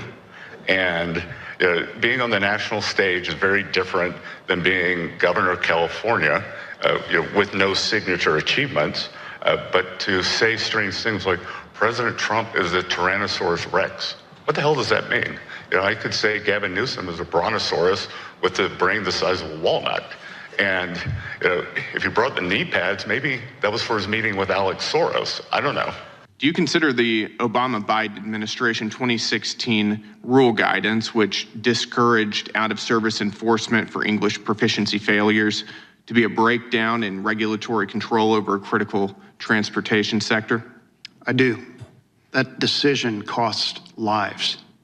And respectfully, Congressman Crockett, the accident that was cited in the opening statement killed people because that driver did not understand what he was doing. And an 80,000-pound vehicle is much different than a car. It does not stop on a dime. It doesn't turn on a dime. These are very heavy vehicles that have to have people trained and skilled to operate them. And they need to understand the language we speak. Here in America, that's English. I've lived and worked in 5 continents, driven in all 5. Arabic, Chinese, you name it. You have to understand that country's language to understand how to operate a vehicle. It's for the safety of those around you. So that 2016 decision by the Obama administration took the lives of innocent people because it put people out on the road behind the wheel of an 80,000-pound vehicle that should never have been driving. We need stronger enforcement. That rule has been on the books since the 30s. It should be consistent no matter what party you are. If you care about the safety of people driving in your district, then this needs to be enforced in all 50 states evenly. It's simply fundamental. And there is absolutely no compromise when it comes to safety. We don't hedge on any of that. So I want to be very clear. We need to enforce it. It needs to be done by every state. It needs to be done evenly. And yes, the language does matter. It's so crazy that last time I checked, 10 Democrat-controlled states have filed suit at different federal courts trying to have illegal aliens, in many cases that have just fake licenses. They not only let them get a license, they just give them to them. And then they're driving 18-wheelers and there's all these deaths, and then they don't care. They drive on these roads too. I mean, these people are crazy. Absolutely bunker town. Now here's Lutnick rightly explaining at Davos the incredible one-sidedness of Canada and Mexico and the ingratitude of Carney, who now wants to be allied with China, who will totally screw them one side up, one side down the other. Just to illustrate how Trump is just being pragmatic and fair. Here it is. The Canadians have the second best deal in the whole wide world. If they continue this path, right, which is a political path of a certain thing. I'm going to go fly to China. I'm going to open up my markets to China. I'm going to take Chinese electric cars and do all sorts of this stuff. Then when USMCA gets renegotiated this year, sort of like towards the end of the summer, in the middle of the summer, do you think the President of the United States is going to say, you should keep having the second best deal in the world? I mean, you guys are such great friends. I mean, they are playing with a set of rules that they haven't really thought I can hear it in your voice. You're excited about negotiating this, aren't you, later this year? Well, they've sort of given a sort of a roadmap of saying, so I guess we should change the whole deal, right? You want to be like the rest of the world. You don't want to be this favored neighbor because you've taken it so for granted that you're willing to come to Davos and say there's 2 hegemonic powers in the world and we're going to decide which one we're going to work with. Really? You're going to either work with the United States of America, where 75% of your economy is totally tied to it, or China? Why would you say that? I think it's political. You know, I think if we take it correctly, we should look at it as just political noise coming out of a prime minister. And maybe this is working for his election, right? Because I don't think it can be real. Because if you took out the math of Canada's economy and it doing business with the United States of America's $30 trillion economy, there's no such thing as changing what they have today. No one would vote for changing what they had today. Now, maybe they're marketing it well, but they're just for their politics. But they're surely not marketing it well for their fundamental economics for long-term the United States. Yeah, but the problem is the globalists get people to go along with stuff all the time that's bad for them. They want China to be in charge. They want to defeat America becoming sovereignty again. They don't want Canadians getting a good deal. And you're like, wait, how does us getting a better deal help them? That takes an hour to get into, but they have monopolies and oligopolies up there. They don't allow other goods to come in either. They screw everyone. It'd be good for Canadians and us. Trump had very fair deals for them. And it's the same thing with all this domestic stuff. If you study it, you know economics, you know it's a good deal. It's a no-brainer. I mean, Trump is doing hundreds of things that are good for the economy. He's trying to turn it around. He started to. And you bet I want him to succeed. Because they want total austerity and a great reset and permanent poverty for everybody to control us. They want to get rid of the middle class. So you bet I'm cheerleading Trump. You bet I'm desperate. Listen, I've told you this 100 times. And you, long-time listeners know it. You didn't hear me for the 14 years with the gold or silver sponsors. At the very top of the market, I said, get out of gold and silver. Mainly silver. It's speculative. Got rid of my silver sponsors. And just like I said, it happened. Then about 2.5 years ago, I said, hey, it's time to get back in. We got a sponsor about 26, 27 months ago. That's the best. And now, silver is above $100 today. But a few weeks ago, like, oh, we're going to sell ours. It'll never go above 80. I'm like, just get ready and watch. It's at $100.94. And it'll go up and down, but overall only up because of all the fundamentals. I'm not going to spend an hour on it, but you really should go to kepm.com/gold. You go to kepm.com/gold, you get the same great deals anywhere on their site, but they know support came from you and us, so we get more sponsorship. So please go to kepm.com/gold so they know that I sent you. 720-605-3900. Kurt just had a root canal, so he can't come on today. But what a smart economist. He's got the best deals out there, bar none. He just sells wholesale, best service, biggest company. And yeah, I could get gold and silver sponsors that would pay me 5 times what Kirk does, but I'm not going to sit here and sell you guys numismatic collectible coins with 50% markups or higher and rip you off. It's not going to do it. It's real cut and dry. It's so simple, just like everything else I do. kpm.com/gold. If you think $100 is too much, it might correct next week, then back down to 95, then 2 weeks later, 110, then correct back down to 100, then 120, and then correct back down to 110, then 150, correct to 130. I mean, that's where we're going here. Unless we have a nuclear war or something. So, surest bet there's ever been when I said it over 2 years ago, when I said it a year ago, when I said it a month ago, when I said it a week ago, when I said it 2 days ago. Kirk was on like 3 days ago. He goes, yeah, I think I'm probably going to hit 100 now by the end of the month. We know what we're doing, okay? So when you hear me say something, it's what I believe from deep research. Same thing goes for this, the supplements. You go to Whole Foods or anywhere, there's giant sections of supplements because they work. They all work. Anything being sold in a store long-term works because people don't buy them, it don't work.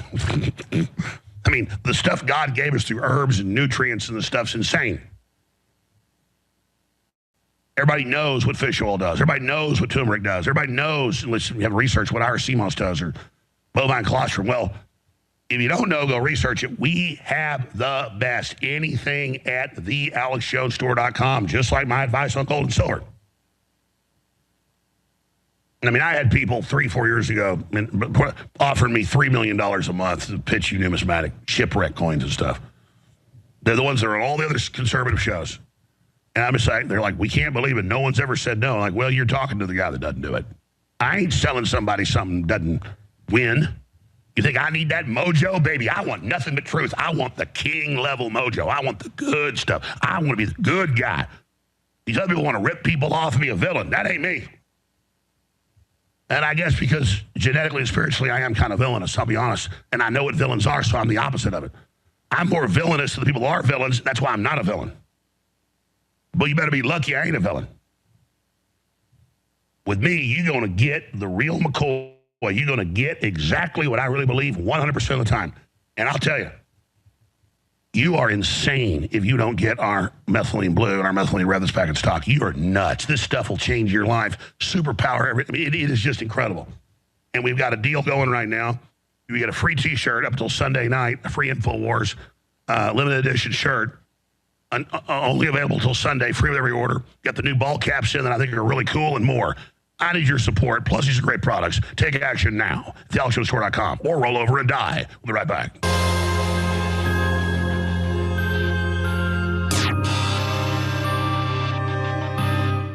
I designed this new hat. I think it's really cool.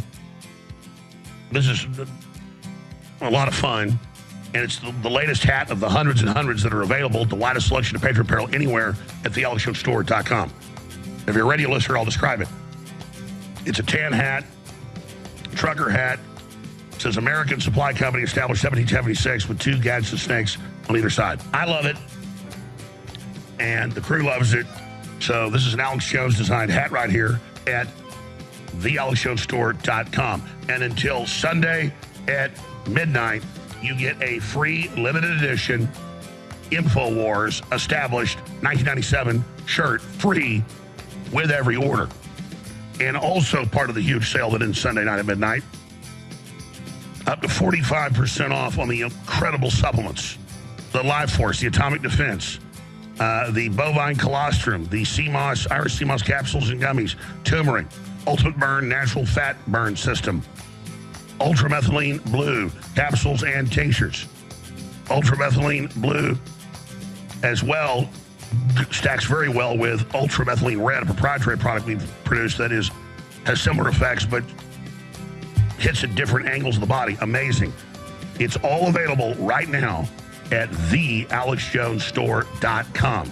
thealexjonesstore.com. And it is your support to keep us on the air. I can't do it without you, so I'm asking you for support. We have the limited edition knives that are in right now. Those are about to sell out. thealexjonesstore.com. And anybody buying anything should become a VIP. In your profile, $30 a month, you get $40 to spend in the store.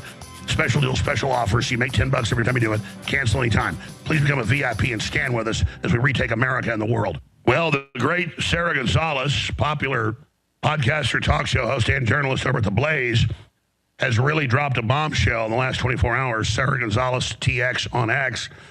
She's a host of Sarah Gonzalez Unfiltered on The Blaze, as well as Come and Take It and Texas Scorecard. She's also the vice president of Texas Family Project, where she is fighting against the sexualization and indoctrination of children in the state. We can also talk to her about the Republicans selling out and putting the funding back in for transgender surgeries, late-term abortion, and more today. We'll get to that. But this is bigger than the Somali fraud. This is the Indians mainly and the scam they're running. Here's a few minutes of her viral report. Then we'll go to her and give you the latest. Here it is. I just have some questions about the H-1B visa workers that you have here. Quibbitz Technology. Can I call cops? So are the workers in here? Hey, somebody is knocking on my door and then they are like threatening me. I'm not threatening you, sir. Please, can you help me? I was just asking if you knew, if you had ever met the person who lives here. I haven't, and I think that's it. Well, can you tell me what you've seen? That she's seen some shady stuff go down, and she has a family, and she doesn't want to be involved. So whatever is happening really stinks. If you thought Somalian daycare fraud was a problem, it turns out that's just the tip of the iceberg. There's a whole new problem that it turns out is taking tens of thousands of jobs away from Americans and changing our communities forever that you probably haven't even thought of. I'm talking about H-1B visas. See, it's not just illegal immigration that's the problem.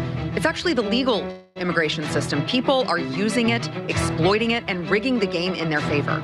We've just uncovered a scheme where thousands of foreigners are being brought into this country, imported here, using the laws already on the books, and using phony businesses and these like shell companies which sponsor them for visas. Check this out. All right, we're heading over to a company called 3B's Technologies. Now, there were actually 27 H-1B visas approved in 2022 through 2025 for this particular company.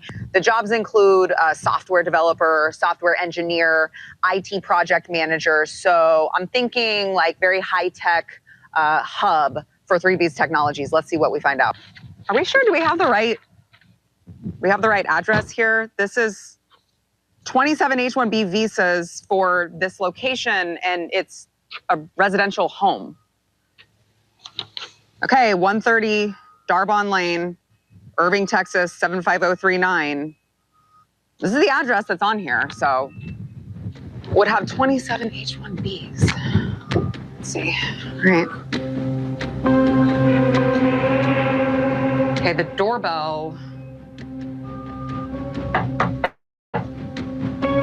broken. Not even looks like they boarded up the window.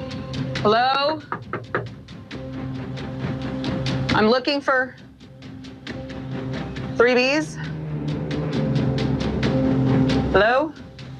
So very strange. 3B's Technologies is at a house, as it turns out, and the Ring doorbell's broken, so I can't even press it.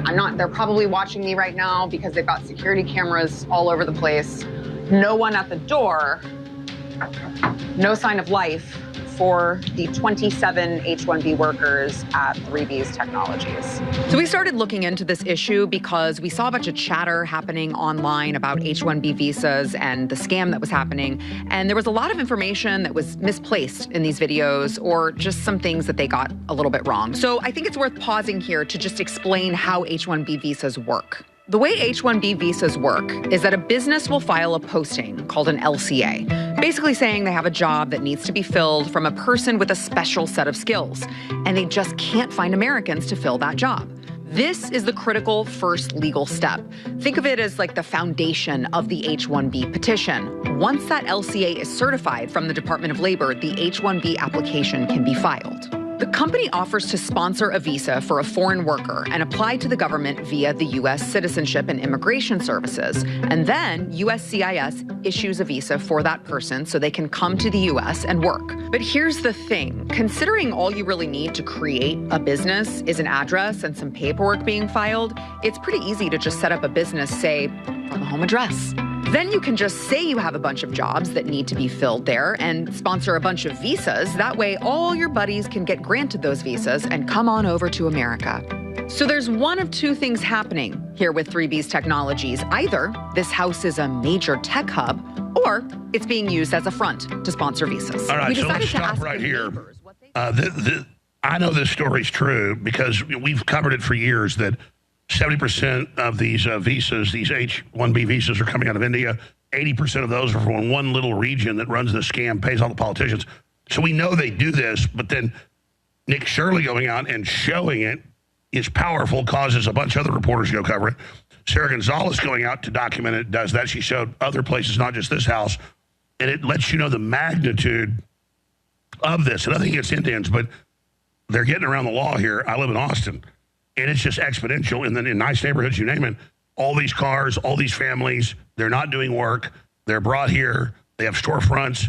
They're being brought here to get around this as skilled tech workers, and they're not. And then you do have Indians that are high-level managers of the tech companies who will go over an American citizen to hire Indians once they get them here and train them. So the truth is they're claiming they're highly trained. Then they're brought here and sent to vocational school to get the certificates to get the jobs. So it's all based on fraud. Whenever you hear people that have been, brainwashed say, oh, we're some Republicans, we need Indians because we don't have the skilled people. It's not true. They're coming here for 2, 3, 4 years to get trained. Then they get fast-tracked by the Indian manager for the jobs. That's discriminatory. That's wrong. And that's the reality. It's a huge issue, even bigger than Somalis, all over the country. And so Sarah Gonzalez TX, wonderful show on The Blaze. And I also noticed your report went totally viral. And I saw you complaining, which is reasonable. People didn't even say your name or where it came from or a link back to you to find out more.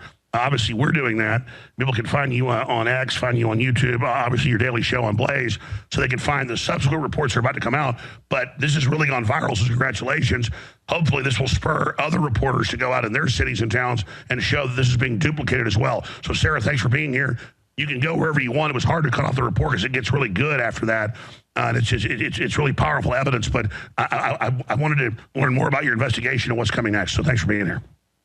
Thank you so much, Alex, and I appreciate you pointing out anyone who can give proper credit. It's always appreciated as a journalist who's going out there and putting themselves in harm's way, not knowing where it's going to turn and where it's going to go. I appreciate thought it was crazy because I got up at 5 a.m. and saw it, millions of views trending, and I went, who is it? I go, oh, that's Sarah Gonzalez. I was like, why is her name nowhere in the trending? It's just dumb. The people posting this stuff need to at least have a link to you to go back and find the rest of it. That's just crazy. Yeah, it is pretty crazy. I hope Elon gets that under control. But so it really, honestly, Alex, it started with me. Obviously, I had heard that this was a problem. Obviously, you mentioned Austin. I'm seeing in Dallas, I'm seeing our communities completely shift. I'm seeing the fabric of our communities be completely changed from, I'm a born and raised native Texan. It doesn't look like Texas anymore. And so I'm seeing it in my own neighborhood. I'm seeing it in the communities around me. I'm seeing it literally right across the street from our studio. It's everywhere. And so I'm like, okay, I have to start looking into this myself. And I was somewhat inspired by Nick Shirley. And so I start looking into this, and all the information is public. It is public on purpose, intentionally, so that this type of fraud doesn't happen. But Americans have been asleep at the wheel for so long, nobody's thought to look into it. So I start looking on some of these data aggregators that list all of these H-1B applications. So these are businesses that are applying for an H-1B job. And I'm looking through the job postings, and I'm like, why is Dallas Independent School District asking for 36 pages of H-1B visas for elementary school teachers, for middle school math teachers? Why is that a thing that's happening for bilingual elementary school teachers? And then it dawned on me, oh, hold on. The H-1Bs are coming into this country. They're bringing their families. And then we need more H-1Bs to come into this country to teach their children how to learn English. It's a total scam. And then I started peeling back some more layers of the onion. And I started looking at, say, Texas A&M. I found an athletic trainer position, an H-1B application for Texas A&M to have an athletic trainer. You're telling me that we just can't fill the job? An American can't fill the job of athletic trainer. We don't have any American who can fill the job of middle school math teacher. I mean, it has become beyond absurd. So then we started going, okay, we got to go out into the field, and we got to start doing some digging and matching up the address. And we'll get to that in a moment, but this is just hitting me now. Exactly. Yeah. And when you look at it, most of these people coming in on H-1B visas, 70% from India, the majority one little region, they don't even have high school diplomas. They're literally coming out of villages that have no running water. We're being told these are tech geniuses, but they're being brought in to literally be janitors, to be school teachers, to be police officers. And then look, the Indians are organized. They're giving political money. They're running for office. And then they only hire their people. This is a takeover. I mean, this is sinister. So we keep hearing, oh, we got to have these skilled Indians. Americans can't code. This isn't even coding, people. This is a takeover. Yes, you're absolutely right. And well, and to your point, Alex, I mean, it's the audacity of it is just, it's right out in front of you. You go to these websites that are clearly shell companies. You go to the websites and I'm like, hold on, you're bringing in a bunch of software engineers and you have broken code in your website. You have like redirects that go, you have broken links on your website. You get into buildings that are supposedly these tech centers, they're empty. Yes. Yeah, exactly right. There's no one there. They're actually, I'll go further than empty. They're under construction. There's just no business that would even be able to put a storefront up because there's construction everywhere. So, I mean, it's really absurd how in your face it actually is when you start just doing some basic digging. But aside from all of these jobs that obviously we both know the H-1B visa, I think set up with, you could say, good intentions. You could say it's good intentions that it's only for if we have no Americans who can fill the job. It's if there's so some specialized. Super genius with a 200 IQ, right. we bring him in. Right. Sure, right. But obviously it leaves room for all of this fraud. And so now we're seeing all of these low-level positions. I'm getting, Alex, we set up a tip line or an email address for people to send in tips for more so that we can keep exposing this. And you would not believe the thing that shocked me the most that I never really thought about. I get it now, but I never really thought about is that we have so many people from India. Oh, there it is right there. You can see Louisville, Texas. It's like, guys, these are the high-tech people who can't even build a basic website. And so we have all of these emails flooding in, and people from India are very upset about this, actually. That was the thing I wasn't expecting. I understand that there are American workers who are very upset about this because, I mean, I just had a guy who emailed me literally right before I joined you, and the subject of the email was, H-1B ruined my life. There are Americans who have this specialized skill set and they cannot get hired in the industry. I'm getting emails from Americans that are saying, Indians, and you know why India's mad? Breitbart did an article on it earlier last year. It's one little tribe that got in 50 years ago that controls. They only let them in. So people don't know how much competition the Indians are with each other. The Indians this is the same group screwed them. Yes. Yeah, I mean, it's total discrimination that's happening. And that's the emails that I'm getting is it just takes one Indian in a position in management and they will never hire a white person again. They only go back to their friends in India. They ship them all here and they give them all of these, jobs that don't actually exist most of the time. So it's not just the American workers that are feeling completely displaced and end up unemployed with no ability to provide for their families because of the Indian scam, but also you have people in India that, like I was saying, that I did think about it, that they are upset because they're sending me emails and they're saying they're taking advantage of these people who are very vulnerable and they feel desperate. And so they go there, they call them body shops. I'm sure you know this, Alex. They call these quote consulting firms that we believe are just shell companies and scams. They call them body shops because that's literally what they're doing. They're trafficking these people here. And in a lot of cases, it's not necessarily their friends, but it's just people who are going to pay them a portion of their salary. And it's this weird human trafficking situation. That came out in Ohio with this undercover thing on the judges, $50,000 per illegal that they give the refugee status to, and they're the Democrats saying, no, you understand, we take all their money, and then they just warehouse them and make them get a job. So this is modern slavery. Yes, it is. It is. And no one wants to talk about it. Of course, the Democrats don't want to talk about it because they've loved slavery since forever. But I mean, the Republicans don't want to talk about it either. I mean, you have Greg Abbott. I don't know what the hell he's going to do about it. I am encouraged by Donald Trump putting more specifications on the H-1B and making them have quite a buy-in. But more needs to be done. I mean, these people are in our communities. They're committing fraud. And I have to wonder as I go through case after case after case, I'm like, where is USCIS on this? I don't understand. Are they asleep at the wheel? I mean, my taxpayer money, I pay taxes. The Indian lobby has got tentacles and everything. They're very slick. And again, India is 1.5 billion people now. It's the most populous country. We got to get a handle on this. They're eating our lunch, and they're driving down wages. They're displacing everybody. And again, I've been harping on the Indian thing and saying, where are the investigative journalists? Because I know the numbers. Thank God one of the best journalists out there got on it. I think this is bigger than the Somalis because per capita, they're bigger fraudsters, but they're only in a few cities. The Indians are everywhere, and they're running the same scams. I agree. Yeah, I agree. And, Americans think, well, maybe it's not happening in my particular community. First, I would say open your eyes because I'm sure that it is. Let me tell you, listen, in just the last year, I'd take my daughter to the museum or to anywhere, to the movies.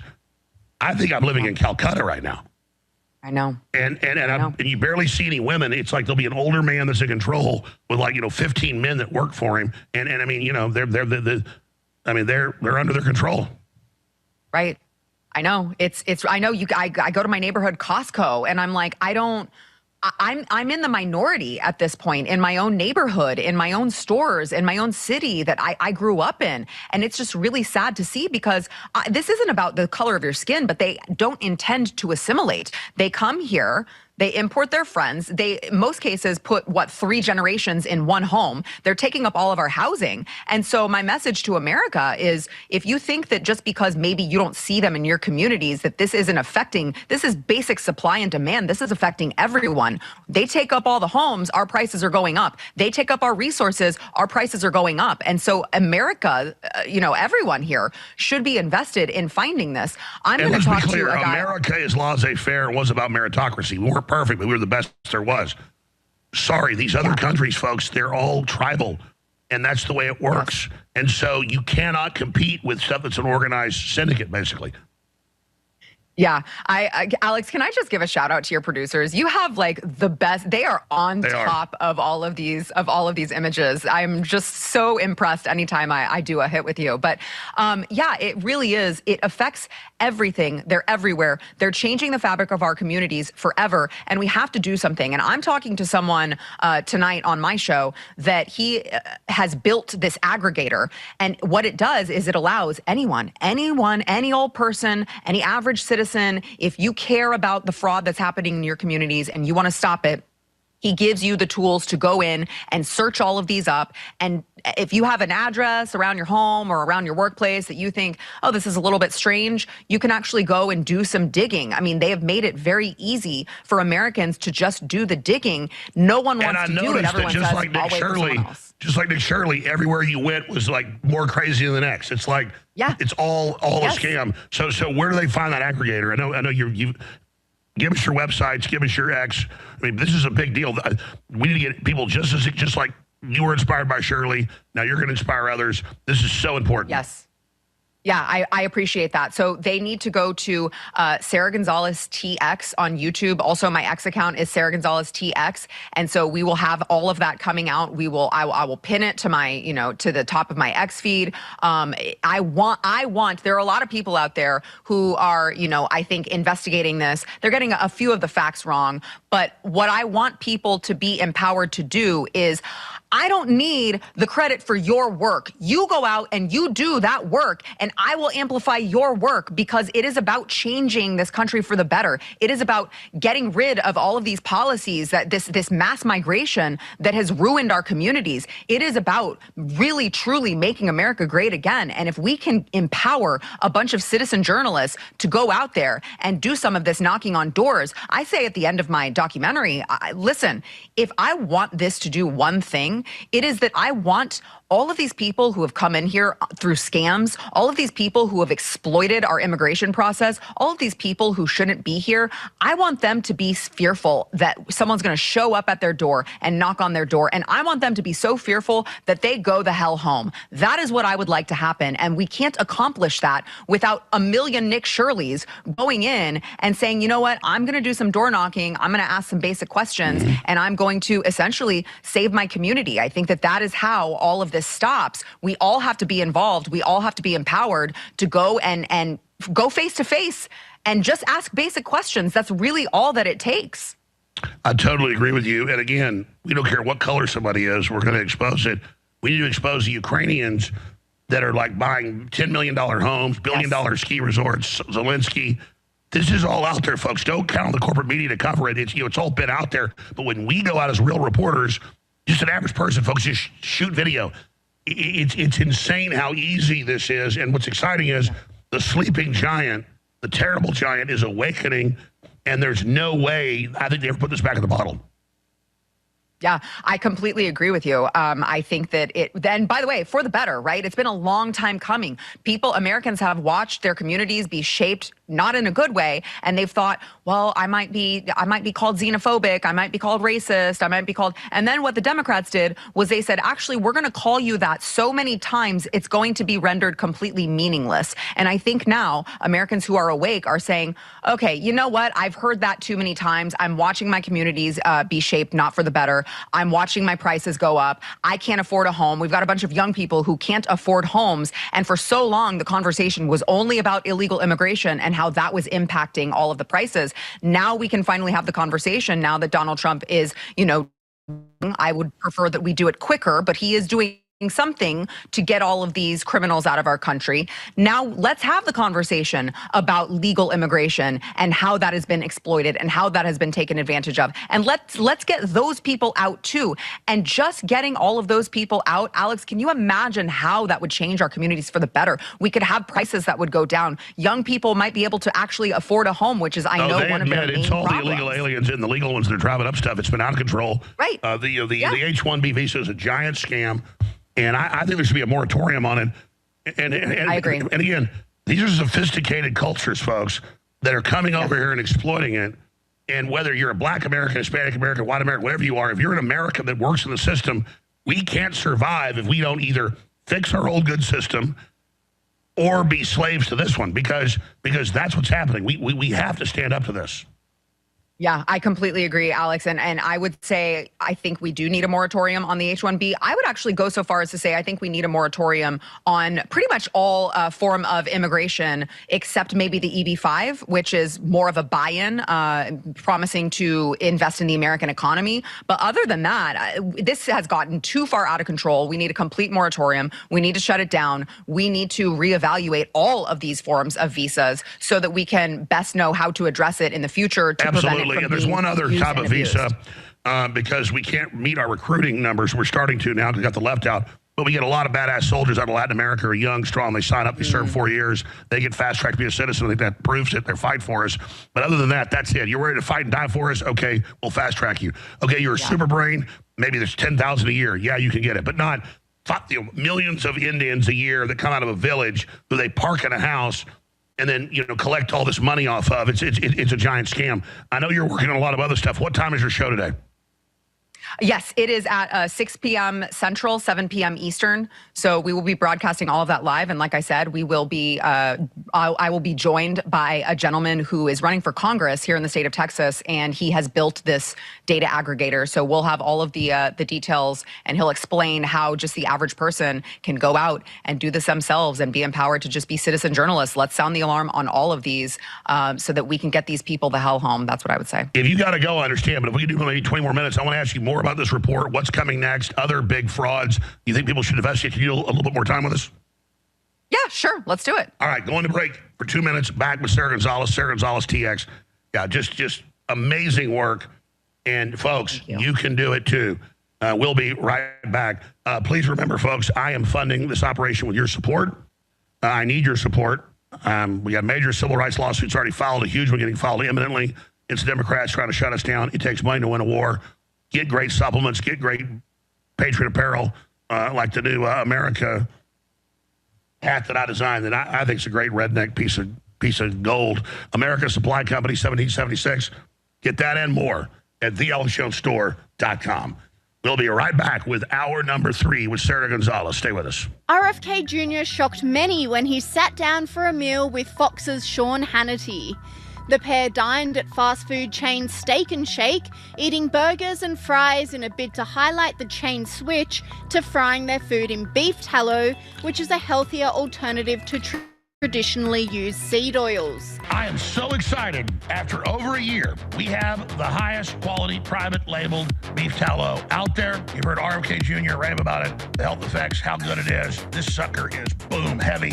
This is high quality. It is very competitively priced, and it funds this whole operation. It is optimal human beef tallow, grass-fed from thealexjonestore.com. It is night and day compared to all these other fats and all these trans fats and all of the seed oils that are so toxic, especially when you heat them. Not this. It is so good. It is now available, discounted at thealexjonestore.com. They looked at sleep deprivation with creatine supplementation. And so they randomized people to either drink a placebo drink or drink 20 grams of creatine through the night. And they kept them awake all night, and they had them do brain puzzle quizzes. And when the subjects were getting the 20 grams of creatine, they did way better on the brain puzzles, but they also complained about being tired a lot less. And so the conclusion is creatine is somehow acutely preventing your brain from suffering during sleep deprivation. And the rationale there is, mitochondria are the powerhouse of the cell, or the power plant that's producing the energy. Creatine is like the power grid, and it distributes that energy throughout the cell. And so if the purpose of sleep is to restore the energy that you used up, but then you intervene by putting creatine in there, now you can keep that energy going, and you can go more hours before you need to get rest and restore that energy because you've increased your capacity to distribute it. That makes sense. Used to be, people only thought of creatine as being a muscle thing. To help you recover. But then over the last year or two, I started talking about cognitive function. There is some literature on traumatic brain injury where 20 grams of creatine for 6 months doubles the rate of healing. That's incredible. But it's, just creatine, I called it more than a performance enhancer because if you just look at where it's distributed in the body, almost every cell and every tissue has the creatine system. And if you look at the literature, they'll say, well, it's more important in certain cells, like it's really important in your muscles because your muscles have this very polarized, sometimes they're at rest, sometimes their energy demand is going through the roof. And it's really important in like long cells. So for example, your retina is part of your central nervous system, and it's a really long cell that's coming from the brain into the eye, and creatine helps move energy back and forth. But if you just look at where instead of where is it most important, you're just like, where is it? It's like almost every cell in your body has creatine, and it's helping distribute the energy that the mitochondria make throughout your whole body, and that includes pumping stomach acid. It includes sperm swimming up the vaginal canal. And so if you just look at where it is, you would think that creatine would help a lot more than muscles. And I think creatine is really important because it's not in the mitochondria so much as it carries forth the mitochondrial energy of the rest of the cell, but that also feeds back in the repair functions for the mitochondria. And so I think optimizing your creatine status is super important. And I think that everyone who's not eating 1 or 2 pounds of meat per day should probably be taking creatine. Well, the great Sarah Gonzalez is with us another 25 minutes or so. Then I'm hit all the other news and information. Other big guests coming up. Sarah Gonzalez, TX, powerful daily show over at The Blaze, 6 p.m. tonight live. She's exposed a major H-1B visa scam in Texas. And this goes on nationwide. We're going to cover stuff for the next 5. The next segment, I want to get into the Somali stuff, where she sees that going, the left wing and uprising, her grading of Trump, what she thinks is coming next. But watching your reports, everybody should go see on YouTube at Sarah Gonzalez TX or on X at the same address. You go to this place that's under construction. They claim it's a major tech company that the end-ends have brought people in for, and there's nobody there. Tell us what we're seeing on screen. Yeah, so this was 3B's Technologies, which was actually, it was of course linked to a home, but then on their website, because all of these are weird shell companies, websites set up with redirects to different locations. So on the website, even though they were not at the residence, on the website, they listed this address as their place of employment. So we went there. It was actually, you show up and the window clearly states that it's under construction. And so we tried the doors and it was open. I'm not sure that we were allowed in there, but we went anyway. And so we're walking up the steps and there's dust and dirt everywhere that you see. Things are boarded up. There's construction materials everywhere. And so we examined it. There were 3 floors of it. And so we were like, okay, let's just keep going. We'll go up to the next floor. We'll go up to the next floor. Maybe there's something there. And every time we went up a new floor, we just saw the same thing. It was clearly under construction. There was absolutely no business that was doing anything out of there. There was nothing. There was no people. There were no workers. There certainly were no tech companies set up in this location. And it ended up, Alex, as we were exploring it, it ended up that we found out that this is actually a social club that is being built in Plano, Texas. So this is supposed to be a members-only social club that they're building out. It used to be, though, interestingly enough, an old WeWork address. Now, WeWork is you can work remotely, you can rent office space for a single person. Flex space. Right, a company remotely. Here you can see the danger hard hat area. And so what we realized is we're going through this. Behind me, you can see the renderings of the social club. But it used to be a flex space. And I'm not sure if 3B's Technologies just forgot to, update it, but this is actually now a members-only club. Now, my question to 3B's Technologies would be, okay, if you were going for this WeWork, and that was what you were trying to say is we've got all these high-tech specialized workers and they have to work in this virtual remote flex office space, why then, if they're just working remotely, would they need to be in this country? That's what I keep going back to is I'm going to give you the benefit of the doubt. Now, I don't actually believe it. I believe you just are trying to. Clearly, the place is a big cutout for them to probably say a million people, work there. It's just a total cutout. Right. Well, right, because when we started looking, actually virtual office locations and WeWorks and, all of these flex spaces where you can work remotely is actually a big part of this puzzle. It's where a lot of these places actually direct you to where they have office space. And so, again, by the way, this is part of the larger globalist reset, work from home or flex spaces, and that's when they ratcheted up the welfare fraud, not just here, but all over the Western world during COVID. This is all part of a larger plan. Right. And again, I mean, what is the point of bringing someone in on an H-1B visa if they can just do the work from home? You can consult on IT from home in your little, in your little tribal village or whatever, and you don't have to bog down American resources and American workers. You can just do that from home. So even if you believed the remote flex space idea, which I don't, even if you believed that, it still makes no sense why we would be bringing these people here. It all stinks. It's all fraud. And I'm very excited to expose more. Let's come back in 60 seconds to talk about it more and how the Somalis tie into all this and what the Democrats are going to do in response. We know so far, call for violence. Back in 60 seconds with Sarah Gonzalez. Well, I love Sarah Gonzalez. Been on my show. She's been on my show as well, been on hers. But I knew when I got up at like 5 a.m. this morning, I said, oh, this is going to go viral. It was already going viral. What a great report she did. Obviously, more planned. More people now are going to come in and investigate what she's saying. It's been documented that the Indians are dominating the H-1B visa. 70% of them in the U.S. decades is them. The story is they're the only ones that can code. She just documented with the H-1B visa advertisement of the schools and businesses. They want janitors. They want school teachers. They want football coaches. They want everything. This is a full colonization, not being brought here because they got 180 IQs, being brought here because they have a lobby doing it. I'm not trying to just go off of the Indians, but they're the most populous nation in the world. They're the ones dominating it. So a huge deal. But getting more into this and looking at what we've seen in Minnesota with the Somalis, now it's coming out the Democrats are the controllers setting up the frauds for them. They're using these groups as a coalition or, kind of the foot soldiers.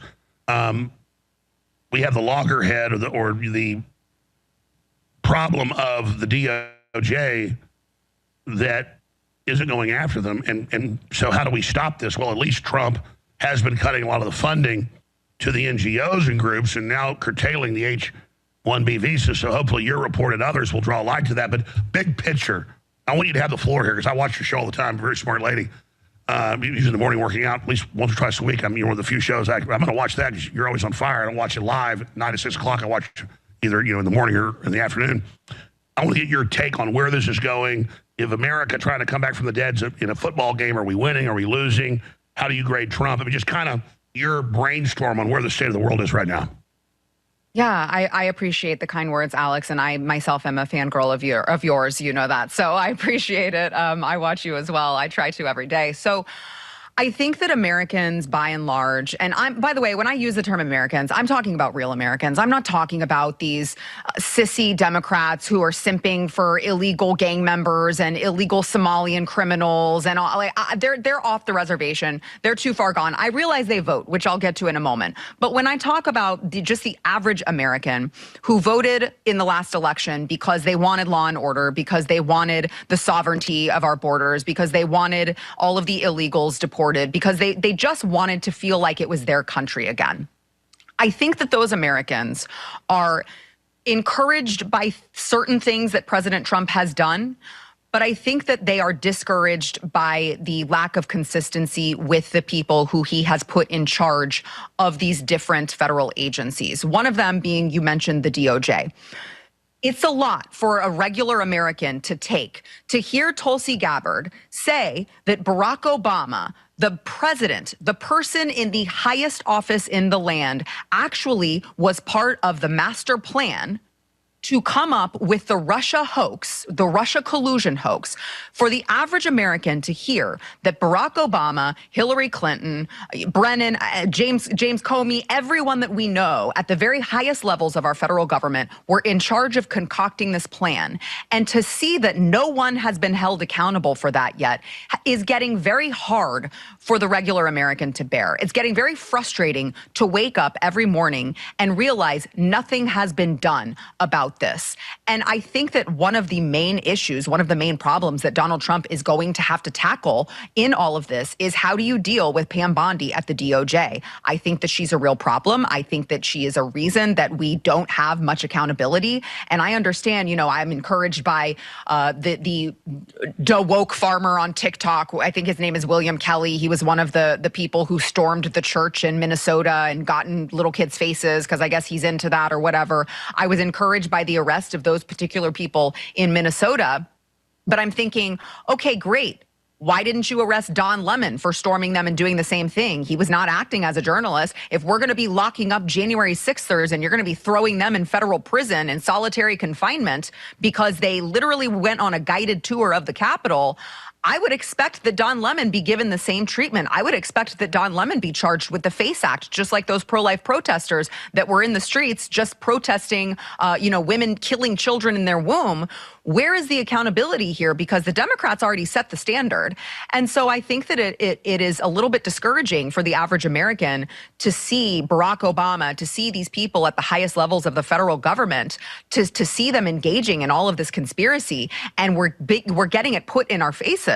They're tweeting about it. They're showing us the evidence, and still nothing happens. Now that I've been a little bit harsh and critical of what's happening with that regard, I will say I am encouraged by, ICE not stopping in Minnesota. I am encouraged by President Trump saying we will have law and order. If you guys are going to do this, we'll do this the easy way or we'll do this the hard way. Because I treat the Democrats like I treat my toddler child, right? There's the easy way or the hard way. It's going to get done. We're going to have law and order. We're not going to have chaos. You choose your path. You choose how hard or how easy this is, but you're not going to kick and scream and throw a tantrum and think that you're going to get your way. So I am encouraged by Donald Trump's ability to be able to follow through on that. But I do think that he is going to have to address some of the mixed messaging that is coming from some of his different federal agencies, because we just can't keep having no accountability. I mean, you have Bill and Hillary Clinton, for instance, who were just, told that they needed to come in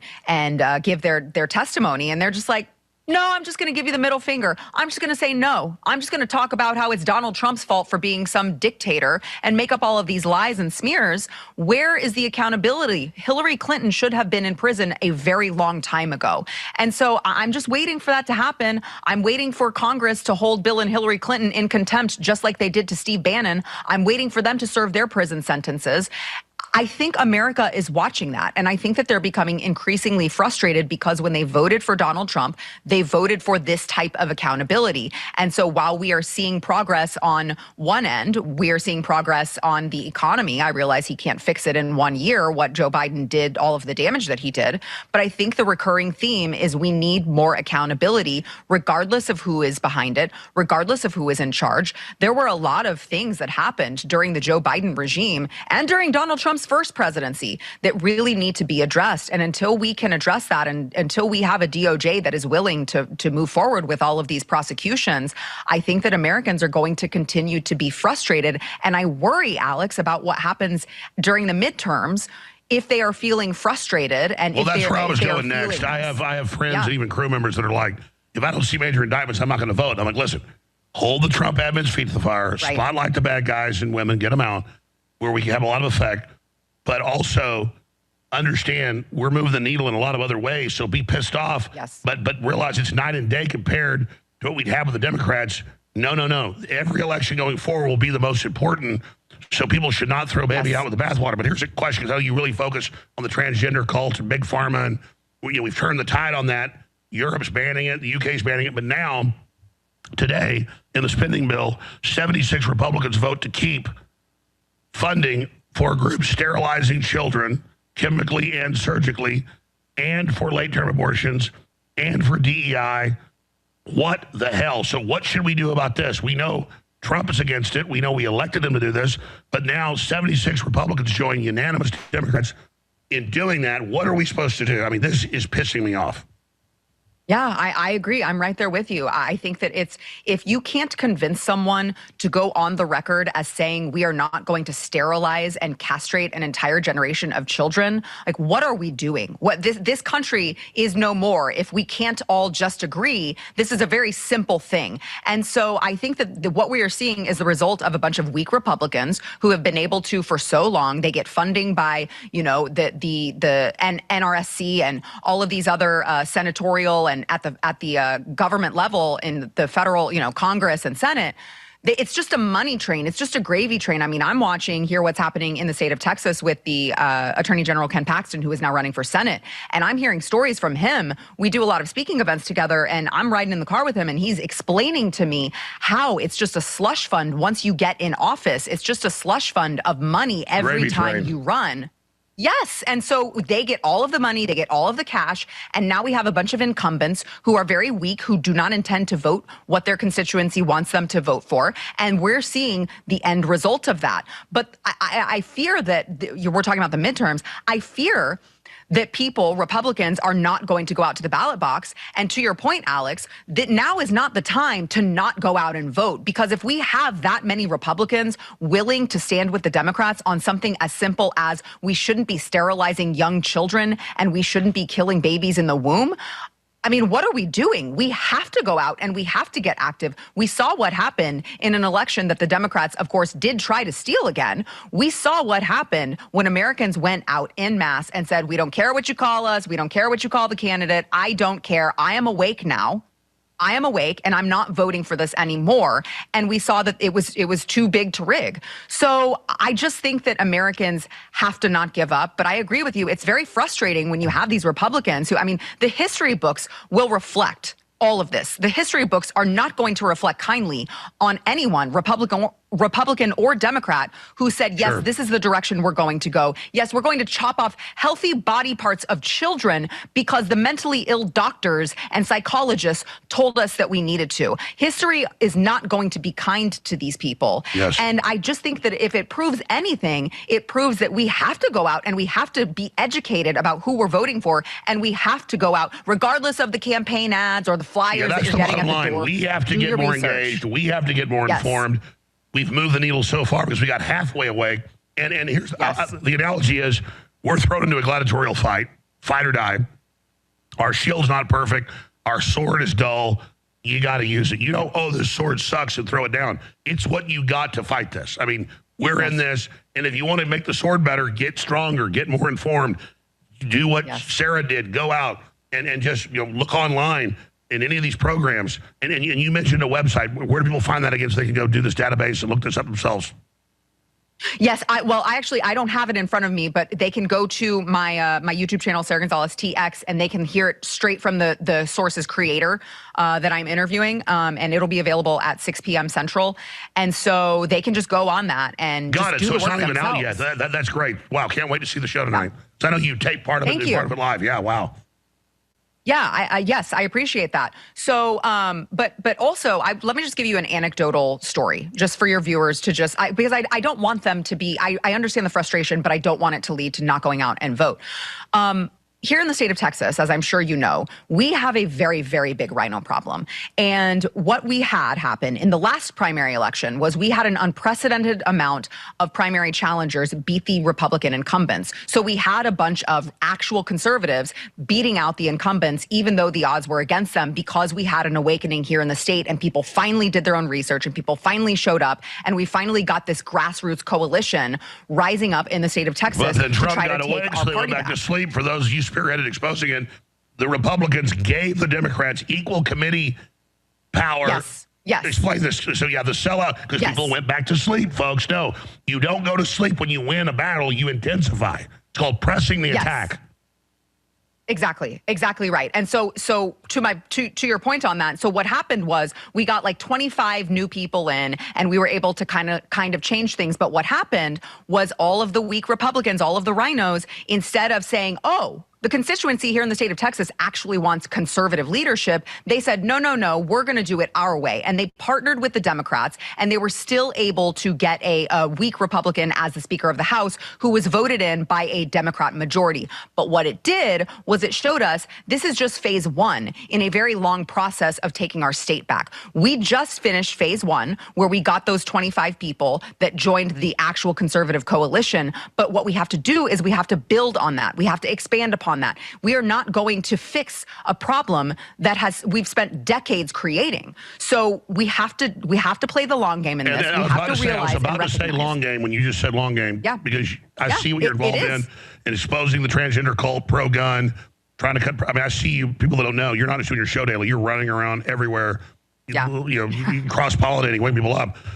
When you're in a war, folks, when you win, the enemy hits back harder. You don't go, oh, God, I was supposed to just win. No, you're winning. You've got to go even harder. And so when we started finally waking Texas up, like Florida's been awakened, then they just doubled down. They went in and paid people off. That's why we saw this rollover happen. Well, that's okay. We'll still continue to get more people with integrity. And I've had the globals trying to buy me off 50 times. The point is most people can be bought off. Sarah Gonzalez can't be bought off. I can't be bought off. But the thing is, the fact that this takes so much time, we're gaining ground. Don't take it like, oh, it didn't instantly happen. Hey, everybody's awake. We should be winning. No, in your bubble, everybody's awake. Everybody's not awake now. They're starting to. That's why we forced the enemy to fight back harder. We're now reaching the heart of the battle. Go ahead.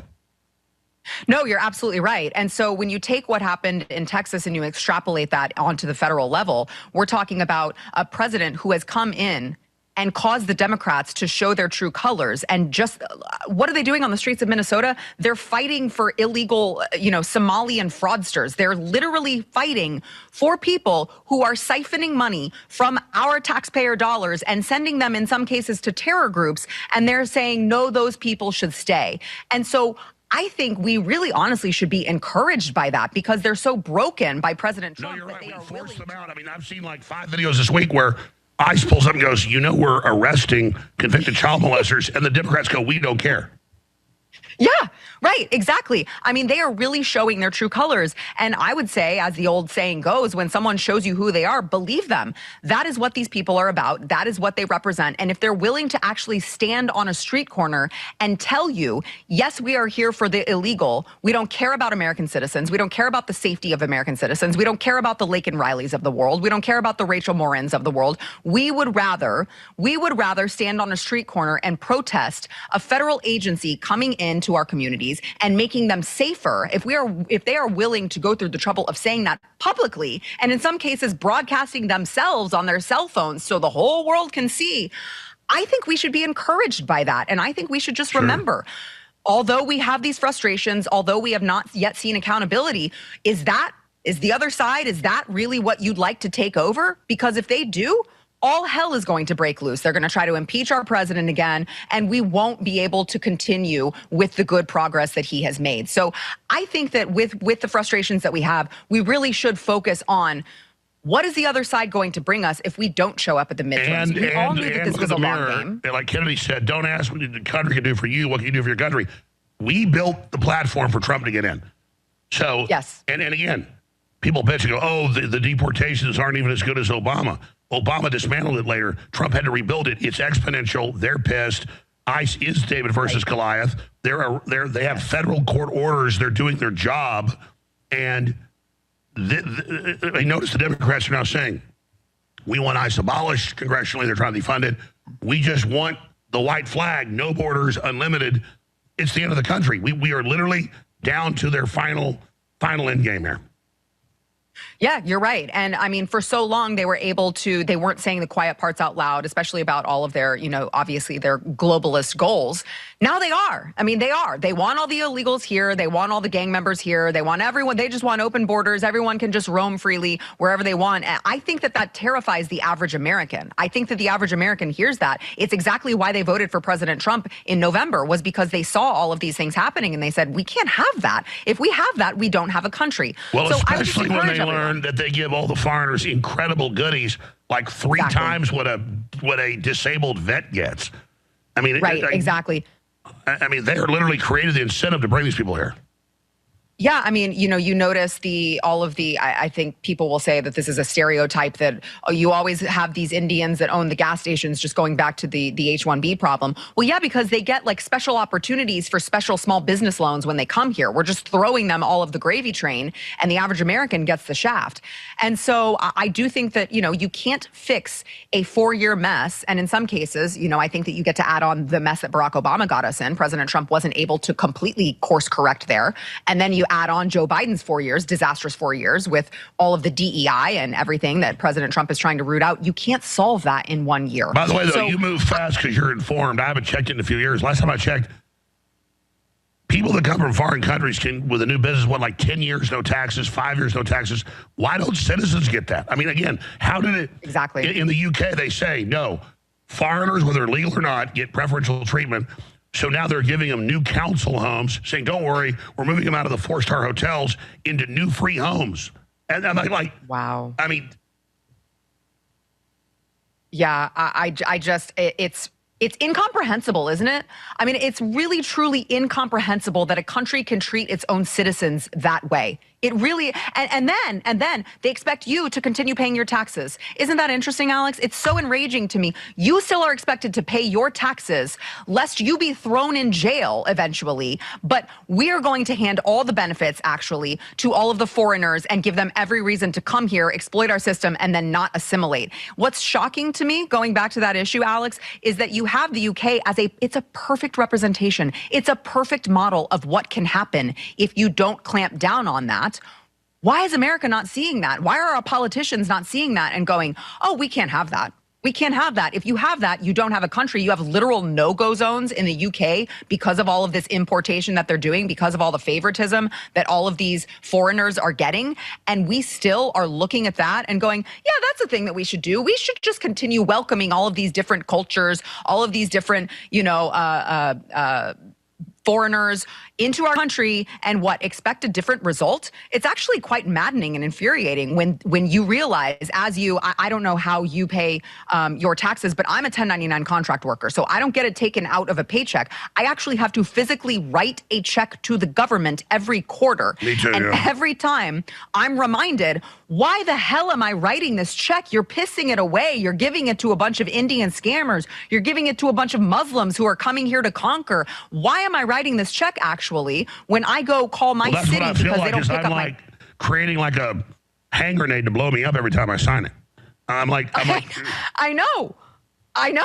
Well, we actually, in my house, we have, my husband and I have shirts that we wear on tax day that just says taxes are gay, because it's like, it's the only thing that I can do without like actually hurting someone is just my little protest on my shirt, because it's really enraging when you consider, I mean, just as a quick anecdote, you're paying all these taxes and they're being pissed away for all these programs that you don't actually benefit from. And in return, we call our city because they don't pick up our trash on time. The trash truck just passes by and doesn't pick it up, and they're like, yeah, I don't know how to help you. We'll send an email, but if they don't do anything, I don't know how to help you. And it's like, why the hell am I paying all of these taxes on so many different levels, at the local, at the state, at the federal? Why am I paying all these taxes and receiving nothing in return? And in exchange for all of these taxes, you're just bringing in foreigners to scam our system. You're just making sure that we still at the federal level are empowering people to trans children. You're still allowing our money to go to all of these NGOs. You're still allowing our money to go to killing children in the womb. It really is. It's beyond infuriating. No, that's it. And you've been on fire today, as always. Thank you so much. The bottom line is the social contract is broken under the globalist Cloud Piven Great Reset. It's by design. The sooner we figure out this is a weaponized system to bring us down, the sooner we're going to fix it. We're all trying to stop it. We got a good shot at it. Sarah Gonzalez, incredible. You got to sooner with all the great work you're doing. We'll be watching what you do very, very closely. Sarah Gonzalez, TX on X, and tonight, 6 p.m. live with all this breaking news on The Blaze. Thank you so much, Sarah Gonzalez. Thank you so much, Alex. I appreciate it. Thank you. Wow. I feel really good knowing she's out there. Very exciting. We need more people like her and Nick Shirley. We'll be right back with huge news straight ahead. Stay with us. You took methylene blue about 30 minutes ago. Are you feeling it? I think I am. Well, you told me during the break something. Repeat what you said is happening. You feeling the... I feel like that stuff in my fingers. I feel tingling fingers. You're feeling the Palpatine love? I think I feel the Palpatine love, yeah. Well, go ahead and there's the camera. Blast them with full power right there. Ah! Yeah! Powered by Methylene Blue, Ultra Methylene Blue at thealexshowstore.com. So, seriously, though, I didn't, during the break, I said, are you feeling? She said, I feel the tingle. I do. What are you feeling now? Well, it's kind of going up my arms. I feel it in my head and neck, too. Like, when I'm talking, it seems like it's not really me talking. I can hear my talking and going, wow, you... I agree. It's almost like an out-of-body experience for some people, like, well, that's how it's like, I didn't tell you that. It's like you're behind yourself. That is what it feels like. But my brain's going really fast, you know, because my brain, sometimes it goes so fast that I can't get it out on paper. Yeah, all it does is increase electrochemical activity in the mitochondria, but that's a big deal. No, I really like it. I'm going to have to get on this stuff. Here, show her Kennedy taking it. Kennedy literally gobbles it. Unlimited power! Oh, I Unlimited power! Am I going to be like that? Well, I'm like that normally. So. Yeah, you are like that normally. Unlimited populous power! Volunteer power!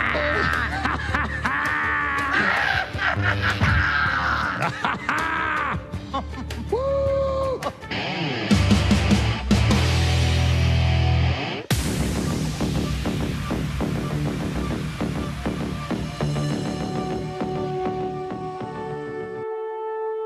Stephen Gardner is really a great journalist and talk show host. He's going to be joining me on the 4th hour to talk about a host of big issues. I'll tell you about when he joins us. But here's my frustration. There are so many great reporters like Sarah Gonzalez that if I had them all on, we would do like 10 hours a day or longer. In fact, as we discover more of the corruption that we knew was there, but the details, it is a little bit exhausting. We got stuff out of Maine, New Mexico, Michigan, Ohio, the same crap.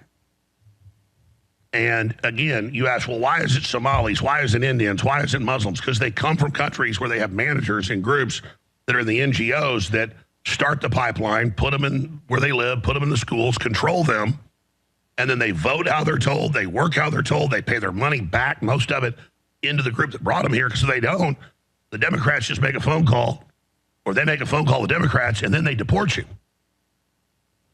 That's why under Biden they said, and also under Obama, at the end, 7 years till your first immigration hearing. And they just give you a Social Security number. And if you behave yourself, you never go to the hearing. You're just made legal. You just go to a citizen hearing. But if you don't do what you're told, you get deported. So that's why they never wanted to have real immigration reform, because the Democrats like this illegal pipeline. And the Republican neocons were a big part of that as well, but that's changed now. So Trump is fundamentally trying to save the very sovereignty of the country. That's why the Democrats are throwing all their fits. But here's just a few of the reports. And again, you got to go watch the full thing. I mean, in Ohio, they've got all these women, and they checked. It's all true. And I just say women because that's, people think of women as nice and not corrupt, because in the past, men committed most of the crime. That's why the system works with women, because they know you don't see a woman as a crook. And they go and they sign up the migrants that are illegal. They get them refugee status, but they go pay the judge the money. And then you have sponsors that come in and then own a percentage of the person as a slave. You then get part of their paycheck. They sign you up for disabilities. They get part of that. I mean, it's wild. So here's one out of Maine. Same deal with the Somalis in Michigan and in Minneapolis and Washington State, Minnesota, all of it. Journalists find and people say, oh, it's much bigger than that. Yeah, them personally in one day go out and find 2 million of fake businesses. Like Shirley found, 18 million or whatever in one day. The point is, that's just where you go to prove it. The numbers out of Maine, I think, are $500 million so far. They just found another 400-something million yesterday in Obamacare fraud. And they said they're finding that basically every few days. So it's way above 24 billion. That's an old number now. And the media is still running the old number of 9 billion or 19 billion. So let's play a short clip out of Ohio on this, or no, out of Maine. Then we'll go to Ohio. And again, there's a bunch of these videos of these people, and it's been confirmed this is going on. Meeting with folks about, you bring the money to pay off the judge, you get a percentage of this new person we're bringing in. And that's how big this business is. And that's why they want to keep it open. That's a 24-minute report. I'm not going to air the whole thing. You want to find it, it's on townhall.com. I posted it on X yesterday. Bombshell footage as judge can be bought with bribes in Ohio immigration courts. So you want to find it, you go pull this up, and they've got all these people saying the same thing, and they're been caught on record doing it. And they're so brazen, they believe they'll never get any trouble for it. So that's just a small snapshot of what's going on. Let's play the full report out of Maine, and then we'll play just some of the report out of Ohio. Here it is. We're here in Portland, Maine. We found of the businesses that are registered in here, of the 20-something businesses, 10 of them are home healthcare businesses. As you can see, Prestige Home Care, Bright Star Home Care, Atlantic Community Support, 5 Stars Home Health Care, Prime Home Care, LLC. It's a trend we saw in Minnesota, one that the Minnesota House Oversight Committee on Fraud tells News Nation is a giant red flag. Large clusters of healthcare providers in one location. This building right behind me has 22 different home and community-based healthcare companies registered in the building. Inside this Portland office building, owner Ron Nevins agreed to speak with us. I think I got 10 healthcare companies, which is probably about half, maybe a little less than half of this building. Healthcare, home healthcare. I didn't even know what home healthcare was. Do you think these businesses are actually legit businesses? Some, yes, but some I highly question. Nobody's ever here, and if it was 1 or 2 or 3 or 4, but when there's 10, I've had as many as 12 or 13 probably before. The 5 Star, I took the sign out the door because I'm trying to rent the office. A state audit found that 5 Star Home Healthcare overbilled Maine's Medicaid by nearly $400,000, according to documents obtained by the Maine Wire. They failed to provide documentation to substantiate hundreds of thousands of dollars in Medicaid benefits paid out for home-based health care, and then the owner just abandoned the office. By the way, hit pause. I can't even reach him in 10 seconds. Unlike Nick Shirley did a great job, going to like 15 places and showing, $118 million or whatever in fraud because no one's there and there's no kids and it's a weekday and and there's no cars, no footprints, nothing. That's just circumstantial. No. This newscast went out and they had the landlords let them in. And they're like, yeah, there's nobody ever in these things. I think probably half of them are fraud. Then they go check the records and they've got certified fraud of $2+ million just in one building they visited. And that's just where the state did their job, which is rare. You starting to get this, folks? This is open and shut. Continue. Nearly $400,000, according to documents obtained by the Maine Wire. They failed to provide documentation to substantiate hundreds of thousands of dollars in Medicaid benefits paid out for home-based health care, and then the owner just abandoned the office. I can't even reach him in 6 months. No return calls, no return texts, nothing. There's been no consequences, no investigation, no resolution to what happened with 5 Stars Home Health Care. And that, I think, is something, that's a story that we see play out time and time again. You've been reporting on this for quite a long time here in Maine. How widespread do you think this issue is here? Hundreds of millions of dollars, easily. It's, you look at just where we're standing right now, there are probably a dozen home healthcare agencies registered here. We can see Ladna Home Healthcare down there has a $2 million home healthcare agency. You can see it's located right next to 2 money wiring services. Right next to it, you have Dahab Shield. The Dahab Shield is the official money wiring service of the Central Bank of Somalia. You don't know what's going on behind the scenes, Does it bother you? Well, it ticks me off if they're screwing the state of Maine, and because that's my tax money, You add up what's going on all over the state of Maine, it's probably millions and millions of dollars of fraud and abuse. Is there a way I can help the newcomers, the people from Mauritania? Oh, we got them all here too. Oh yeah. Yeah. See, did you guys are the ones that kind of took care of them? Yeah. Oh, bless you. So he talks to a lady, sends her this lady, and they put him into how to do the fraud. They've been here for a little while now, I understand. Maybe a year or so. Oh my gosh. They've been populating over here. You guys been able to handle that? First it was overwhelming, but now we can. How's your friend's boyfriend adapting? He's staying with us right now. But see, he has his own place too.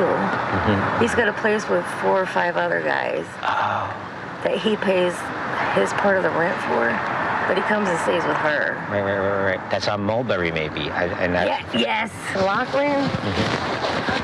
I call it Little Africa. I call it Little Africa. Right. because they stand out everywhere. They're all over the place. Right. And well, I mean, it is what it is. Fine, welcome to America. Did they work? She got a job? Get some of the papers. She does. Oh, they getting the papers to work? She helps them. She helps them. All right. Is there a way to help with that? Mama. Hello, Mama. Yes. Do they need work? He's talking about work. He's talking about everything. He knows about Mulberry Street. He knows about all this shit. Yeah. He knows I try to about work all with of him it. the best I can. So you've been over on Mulberry. I haven't been there. I just, I heard that, and I think I saw some people coming in and going. That's a big African place. I almost was going to bring the water directly there, but somebody said, don't do that. The what? I was going to bring the water directly in there, but they said... No, let's stop here. So, yeah, this goes on. There's hours of this. I posted on X. So he gets into the network of the NGO locals. Then he gets sent. They say, go to this lady. She'll get you in if you want to manage some of these people and make some real money. Let's go to that report. Here it is. If I can get to the judge. That's the only person you want to talk to is the judge. If I can get through the judge. It's okay. Sometimes some people... So they'll pay you? Some places, drink some big places where you don't even drink alcohol, but you're going to some big places. Right. The big boys sit them and drink and visit those places. Right. Make a conversation with him. Yeah. You see. I have this boy there, and that day, he worked that day. He said, yeah. He said, okay, $50,000. I send everybody to see all these names. Yeah. I have them in my book. Okay? I go to the bar like everybody should. Spot the judge. I say, you work on this date?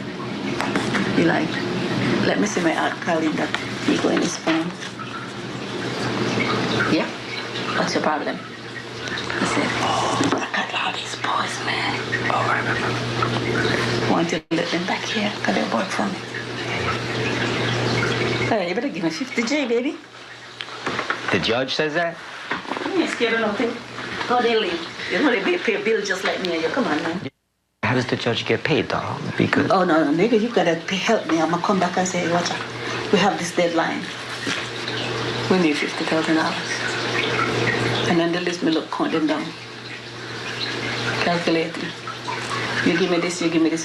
Gotta make the money. Right. We have 40 men. But $50,000. So everybody gotta pay $1,200. But then you have to do the dangerous part of getting it to the judge. Exactly. Don't even like it. See something they call lime? Where you cannot trace back. What's it called? Lime? Lime. Uh-huh. Oh, it's an app. You cannot trace back. And you send it through Lime. You send it through Lime. Pay on Lime. Yeah. Okay, pay. Pay on Lime. Should I set up an account? Greendat.com. What is it called? Greendat.com. You go CVS and buy a card. It's like $1.25 for the card. You want to have money where you're going to spend to pay people. And Lime.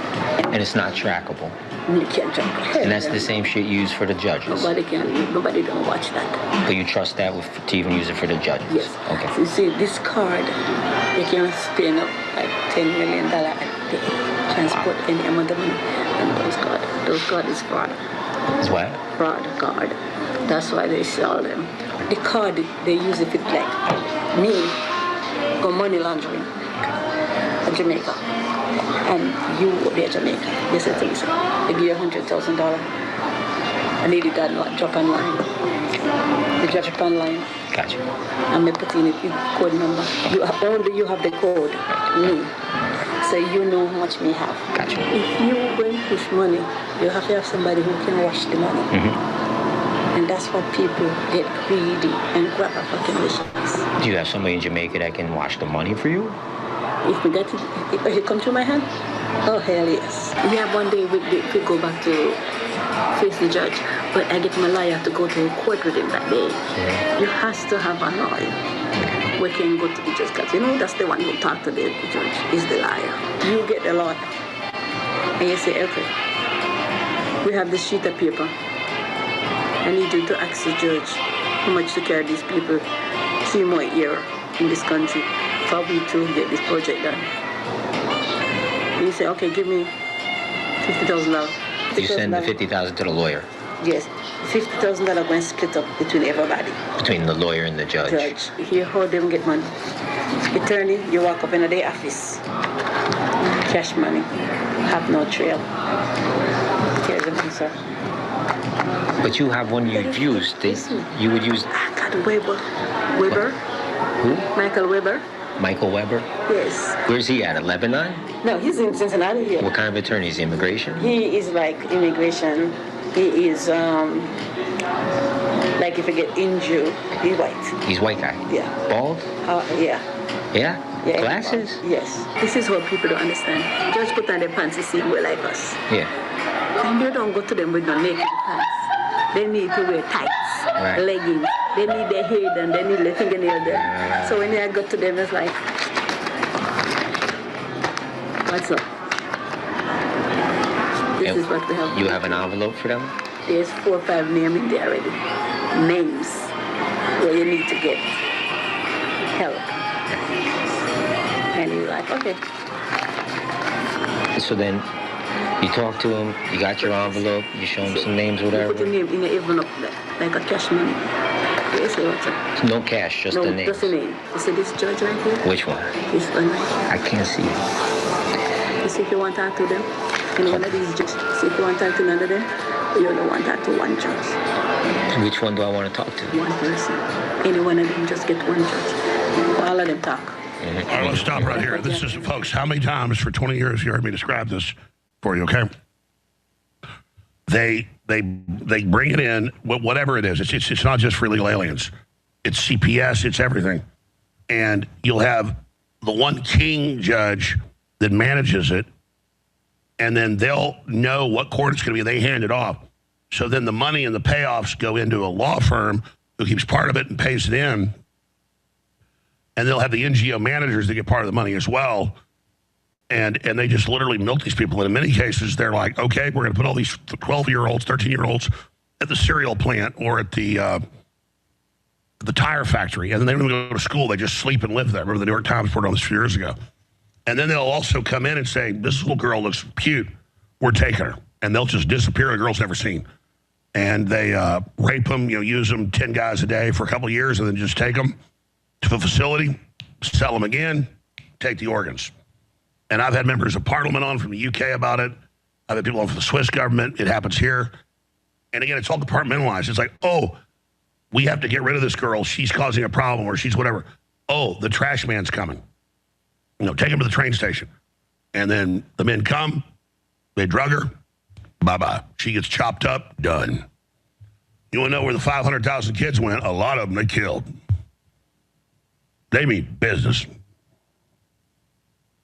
And whether you're in a small town or a big city, a large percent of your judges and your lawyers are in on this. And because it's so evil, because it's so bad, the average person just can't even interface that this is going on. And then you get in front of these judges, and you're a Christian, you're a conservative, they throw the book at you. They hate because it's a cult of criminals. That's how with me, they had total show trials run by HBO. And I knew they were corrupt. I didn't realize I was in them. That was like all staged. I was already guilty. It was all produced. The judge then had South by Southwest walked the red carpet, was part of the gala with the flash bulbs for the movie she'd been in. And she's a Soros judge. I mean, these are hardcore criminals. Hardcore. And I've told you this for years. They don't hide any of it. And so this investigating group started back in November, December. Now they released it. They've released hours and hours of it. And they just go talk to local NGO people, get to be their friends, go hang out with them. All right, I'll put you in touch with the next person. Here's the woman. All right, here's the judge's names. Here's the money. Here's how we do it. And you notice it's exactly how I described it decades ago. But they've scaled it up. 20 million illegals. ICE estimates 1 million kids under Biden. 500,000 disappeared on purpose, names erased. And DHS has leaked to Patriots. All right, here's some of the names. They go to it, and then they found they were dropped off in Walmart parking lots, Target parking lots. And when they're able to track down where the girls are, they knock on the door. The little girl, 12, she goes, I just had this baby a year ago. I'm pregnant again. 10 men have sex with me a day. Please save me. Muckraker's gotten those reports. Anthony Rubin, James O'Keefe. James O'Keefe, goes to these places in San Antonio, Austin. This little 12-year-old girl saying, they men come, they rape me all day. I'm just outside right now. Please, will you take me with you? Will you save me? You've seen the footage here.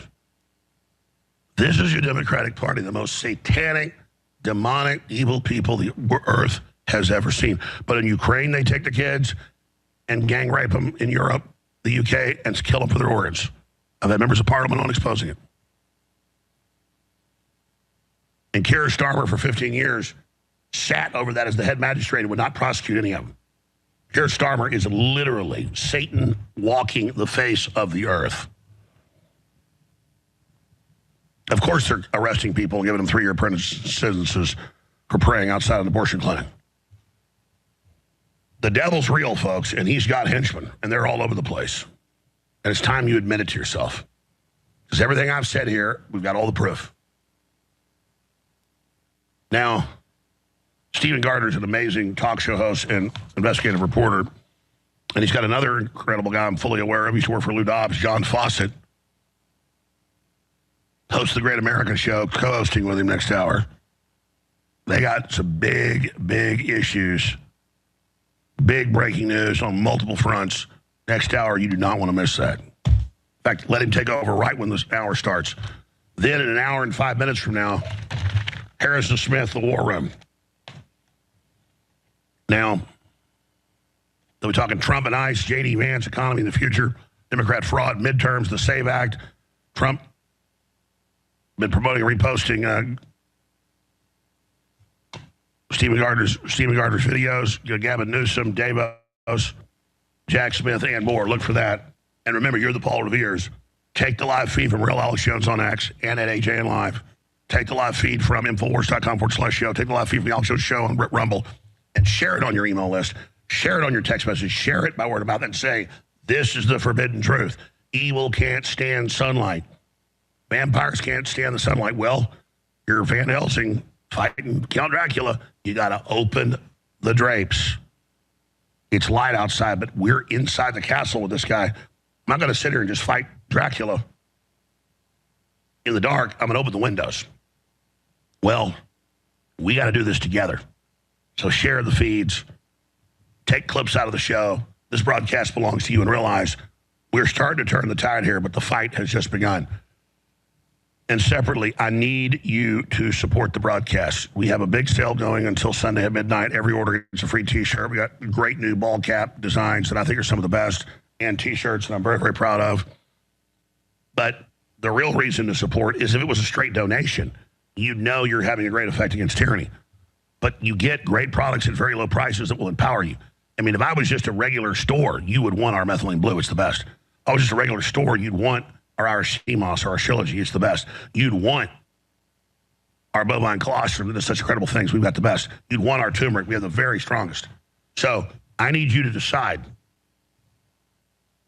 to take action, because only less than 1% of the wonderful listeners ever actually go buy something in the store. I'm talking to those of you that are on the bench. You want new lockdowns? You want new tyranny? You want the globalists to win? Don't get involved. Don't support this broadcast. There is nowhere that you can support that's having a bigger effect. There's nowhere that's more consistently accurate and hardcore. Not just myself, but our guests, everything we do. We are doing God's work here. And I know a lot of you are already awake. So you say, oh, well, we kind of woke folks up already. No, the general public's dialed in on what's happening. We're doing our most important work ever right now, but I can't do it without you standing right beside us. You're not as important as I am. You are more important in the aggregate. So take action now to 45% off on the supplements until Sunday evening. Take the Ultra Methylene Blue Challenge. See how great it is, how good it is for your body. If you're going to try just one product. And then I took some time out with the new T-shirts and new ball caps. There's quite a few of them at thealexstore.com that are my designs. What's my market research? I like it. American Supply Company, established 1776. I kind of just copied an old redneck feed shop, hat that said something different on it. And I said, hey, I want to make something like this, but I want to say it's got a great patch on it. We got it in black, too. There's a bunch of other new designs and T-shirts. support ICE, stuff like that, at thealexjonestore.com. So it's up to you to take action now. But regardless, I'm going to keep fighting. But if you'll just pray for the broadcast prayer minimum, I'm very thankful to that because that's totally real, beyond real. It's everything. And your word of mouth. Regardless, share the live feeds. At Real Alex Jones on X and Infowars.com/show. Hour number 4, straight ahead. I have not yet begun to fight. That's what the founder of the U.S. Navy, John Paul Jones, said back in 1779. And that's exactly where we are right now. You see this bad boy right here? That is a limited edition original InfoWars poster. We got about 1,000 that are unsigned, 500 that are signed, and that's it. And it is the final Hail Mary to keep InfoWars on the air. We've sold out of almost every product at InfoWarsStore.com. Via the bankruptcy, they won't let us order new products, but we were able to get this produced. This is an emergency fundraiser. It's myself, actual screenshot from the show, with a .357 Magnum aimed at the globalist, the truth gun, with John Paul Jones, the founder of the U.S. Navy, saying, I have not yet begun to fight. And 1997 to 2026, how long InfoWars survived. Hopefully we go past that with my signature. This is a limited edition poster, signed or unsigned. It goes to keep us on the air. They're going to have an auction. They're saying in January. They already had a federal auction that was rigged and fake, and the judge shut it down. This is a state auction. Good guys are going to try to buy InfoWars. We'll stay on air as InfoWars if they're successful. If they're not, we move on to the Alex Jones Network. But regardless, if we don't have funds coming in December and January, there won't be money for payroll, there won't be money for the bandwidth or the servers or the satellites.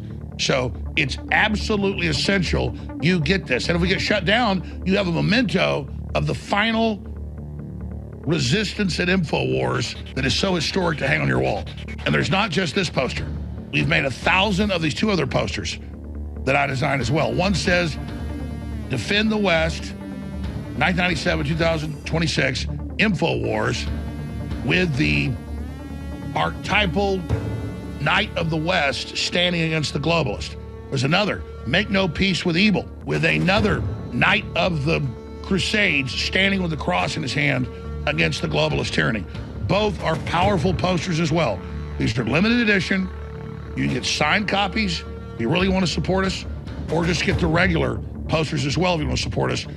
But all 3 of these posters are limited edition, right now exclusively available at InfoWarsStore.com. This is historic. We've come so far together. The deep state spent hundreds of millions of dollars trying to shut us down. We still got a chance to win. But if we don't have the funds coming in December and January, we will shut down. So I want to thank you all for your past support. I want to encourage you now to go to InfoWarsStore.com, where everything else is sold out. And there's no more funds to buy more stuff to keep us on the air. And just by attrition, they will win and shut us down by not having money for payroll if you don't decide to bail out this organization that has had incredible results against the tyrants and has stood for you and your family and all of us collectively. So take action now and get the iconic limited edition I Have Not Yet Begun to Fight, John Paul Jones, Alex Jones poster, and Make No Peace with Evil and Defend the West posters, limited edition. And know, historically, you stood with the tip of the spear at the key part of this fight, and we never gave up, and we never surrendered, and we stood and fought on our feet instead of groveling on our knees as slaves. Thank you so much. I fired the bat signal. Thank you for all your past support, but now is the critical time to take action at InfoWarsStore.com for these 3 limited edition iconic posters. The ball's in your court. Take action now at InfoWarsStore.com. It's now up to you.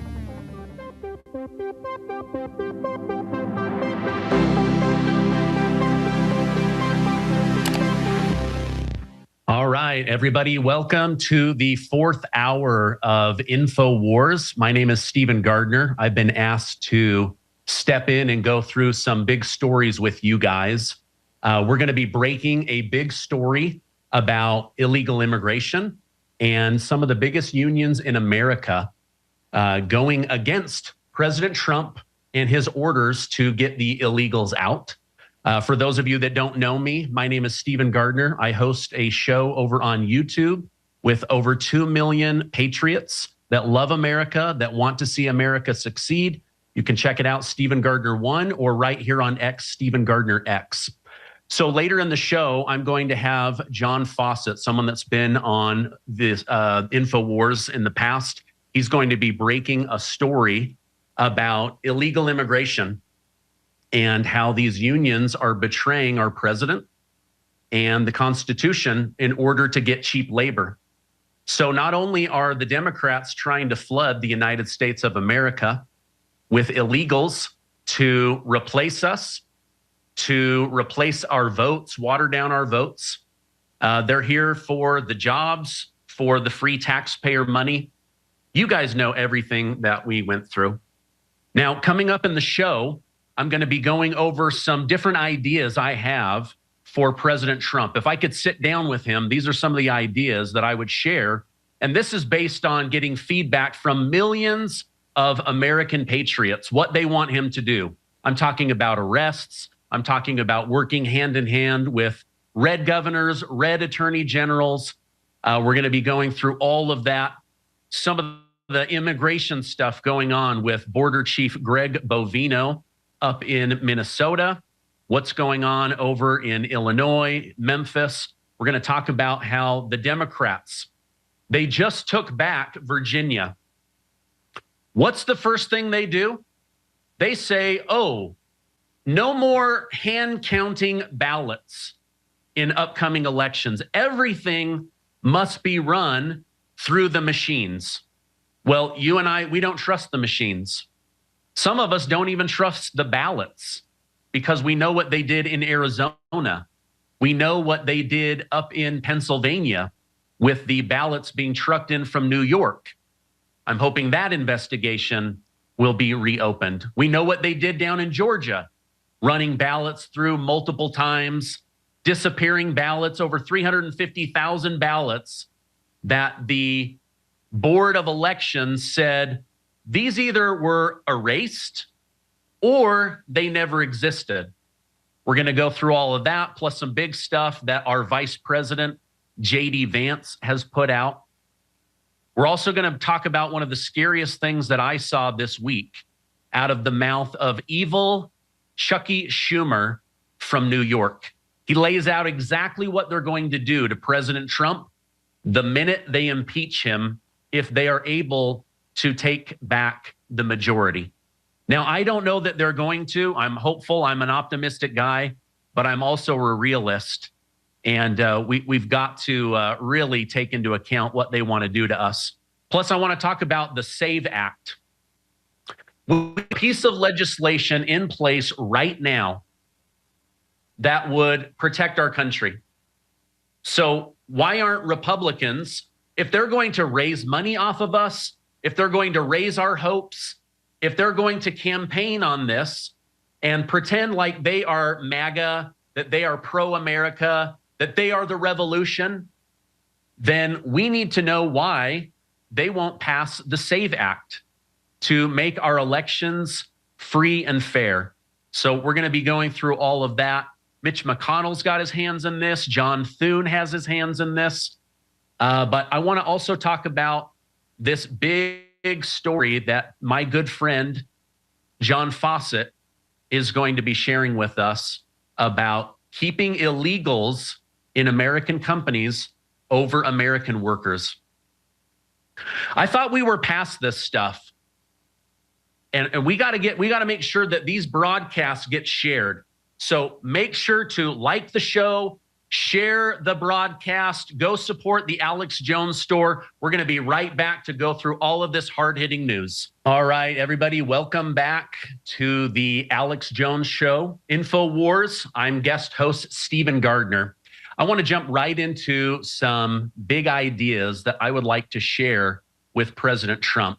Now, as Alex said at the end of the last hour, as he was talking about how Democrats are the most evil organization on planet Earth right now, he also mentioned how President Trump had retruthed one of my videos about how the fraud that Governor Tim Walz and AG Keith Ellison allowed up in Minnesota looks like mafia organized crime.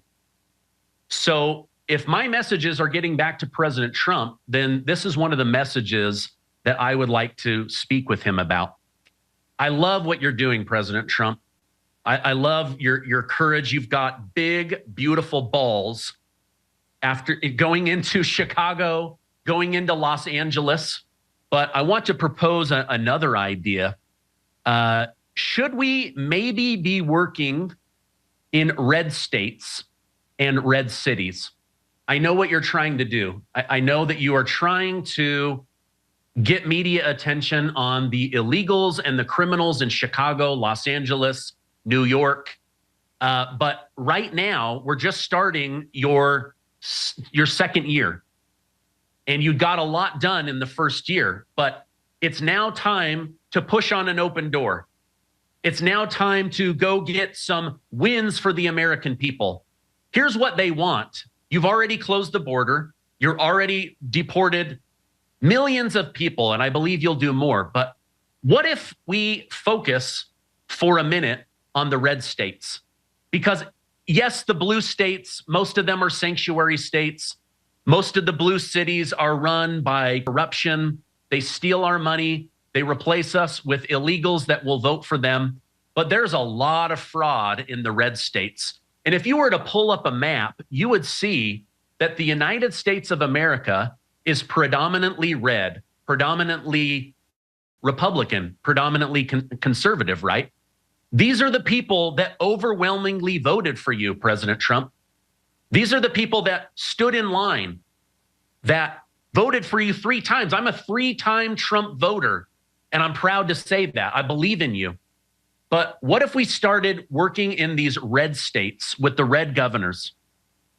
And then you allow people like me, people like Alex Jones, John Fawcett, and the next bit to go out and be your megaphone.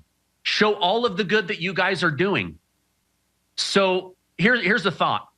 There are millions of illegal criminals, murderers, rapists, child traffickers in these red states and red cities. Why not spend effort going in there? So if you want kinetic warfare with ICE and Border Patrol, go into the areas where you're already wanted, where you're already going to get support. Utah, Mississippi, Alabama, Texas, the big red areas. You already have the support of those governors and those AGs. I'll give you an example. Border Chief Greg Bovino, he's up in Minnesota right now. They're literally throwing chips at him. They're throwing bricks. They're throwing rocks. They're burning cars to the ground. And he said in an interview, during the 30 days that they were in Louisiana, a red area, they had one incident, one minor attack on ICE agents. They were able to round up thousands of people and get them the hell out of our country. Then President Trump says, I need you right now. We've got Somali fraud coming out our ears. They are literally stealing billions and billions of dollars. And on top of that, it looks like the attorney general, it looks like the mayor, it looks like the senator, the woman from Congress, Ilhan Omar, and Governor Tim Walz. They are in on the cover-up. They are in on the theft of American money, American jobs, and we need you up there. So what do they do? They surge up with 2,000. It gets really ugly. They sue to get those 2,000 out. President Trump says, hell no, and he sends another 1,000. Well, right now, they're being attacked. So we went from one incident in 30 days to 30 incidents every day, and now it's hundreds. So you've got Greg Bovino going out there. His people are being attacked. Meanwhile, down in Louisiana, things went really well. Over in Florida, Republican red state governor Ron DeSantis, he quietly rounded up 20,000 illegal criminals and moved them out of the United States of America with almost no pushback. So think about that. These people were hiding in the states that voted for you most. These murderers, these child rapers, these human traffickers, these gangsters, these drug dealers, they're in the states that voted for you most. So that's what I would say to President Trump. Go get some easy wins. Keep your agenda. Keep your promises. I know that you love the challenge of the blue states and the sanctuary cities, but that's just something that I wanted to throw out. And we know that there's voter fraud in these areas. We know that there is, just the worst of the worst have been sent. Right here in Utah, we're dealing with Tren de Aragua. Just 2 nights ago at a local Walmart, there was attempted kidnapping. They had to bring people in. And then what did they find out? They found out that it was Tren de Aragua gang members from Venezuela. I didn't even know they were here. They're just as much here as they are in Texas, as they are up in Seattle. So why isn't President Trump working more closely with red state governors and red state AG? We're going to talk more about that. But wouldn't that be amazing? I mean, just look at the response of Chicago, Illinois, and Los Angeles, right? Let's stick with Chicago for a minute. So President Trump says we got to get into Illinois. Specifically, I want to go into Chicago. A lot of this is to rub Governor Pritzker wrong, right?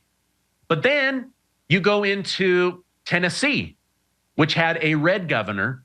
And what does he do? He says, we're going to go into the city with the most crime. It happens to be a blue city, Memphis, Tennessee, one of the highest murder rates in America. What happens? They're mostly welcomed with open arms. There was a little pushback, but once people understood, hey, we're here to get a list of criminals out of your jail, off of your streets, to clean up the homeless encampments, to clean up the drug dealer situation, and they end up having tremendous success.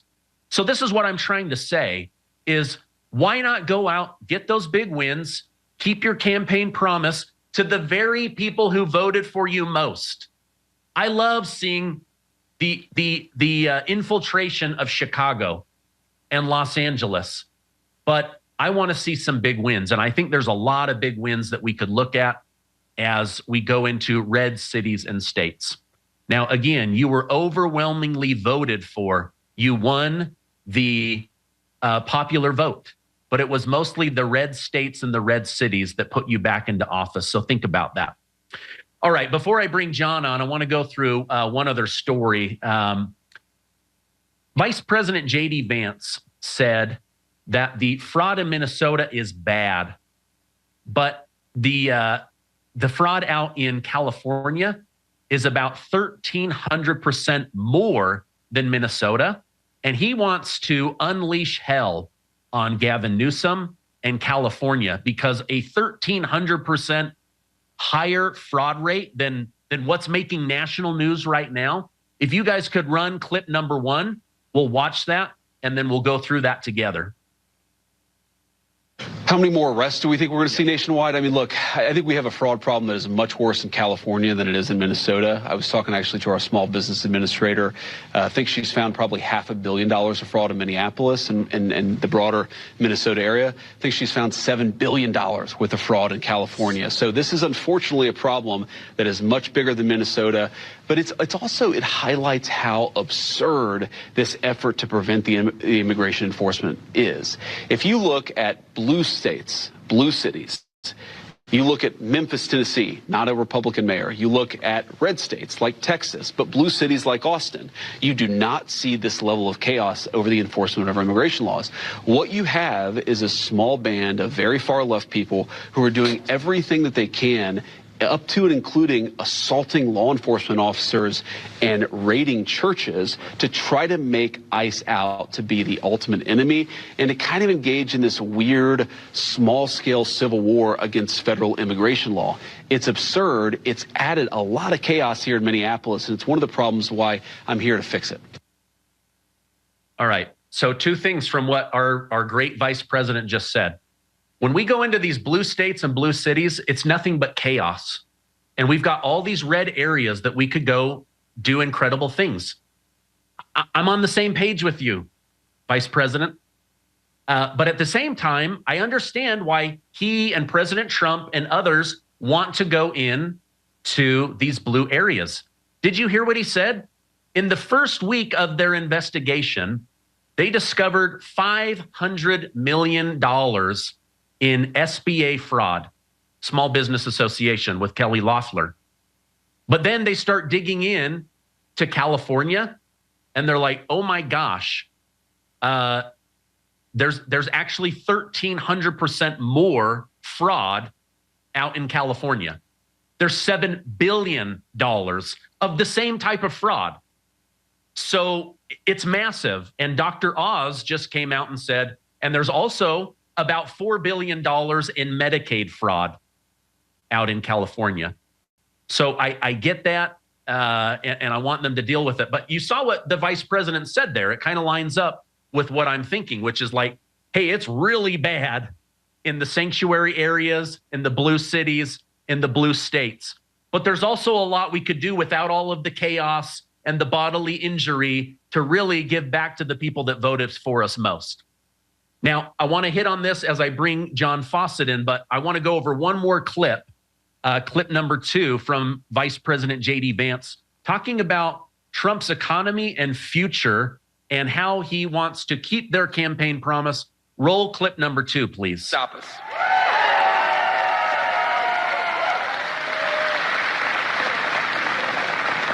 But I'm here in Toledo to talk about the great American comeback, and that is what I believe. We are 1 year in. We are 1 year in to raising wages for workers instead of declining wages for workers. We're 1 year in to $18 trillion of new investment for the United States of America instead of investment going to every other country but the United States of America. We're 1 year in to getting illegal aliens out of our country so that American homes can go to American citizens, which is exactly where they ought to go.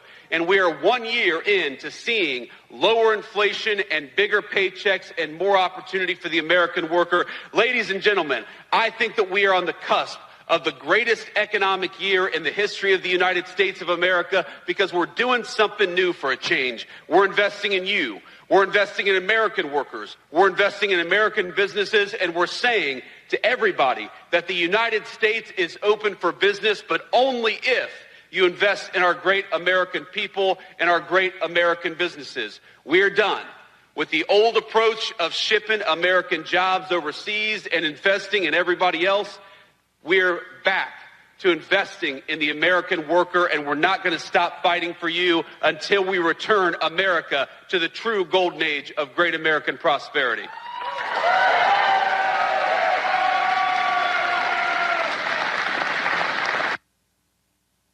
Man, that's really inspiring stuff. I just loved how he wants to invest in America, the American worker.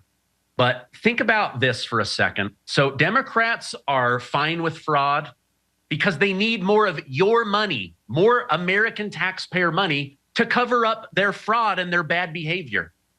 So they want to raise taxes. You have President Trump and the vice president saying, we want to lower your taxes. You have Democrats saying, we want to flood America with illegals that will work for less, live off of the American taxpayer, but ultimately vote Democrat.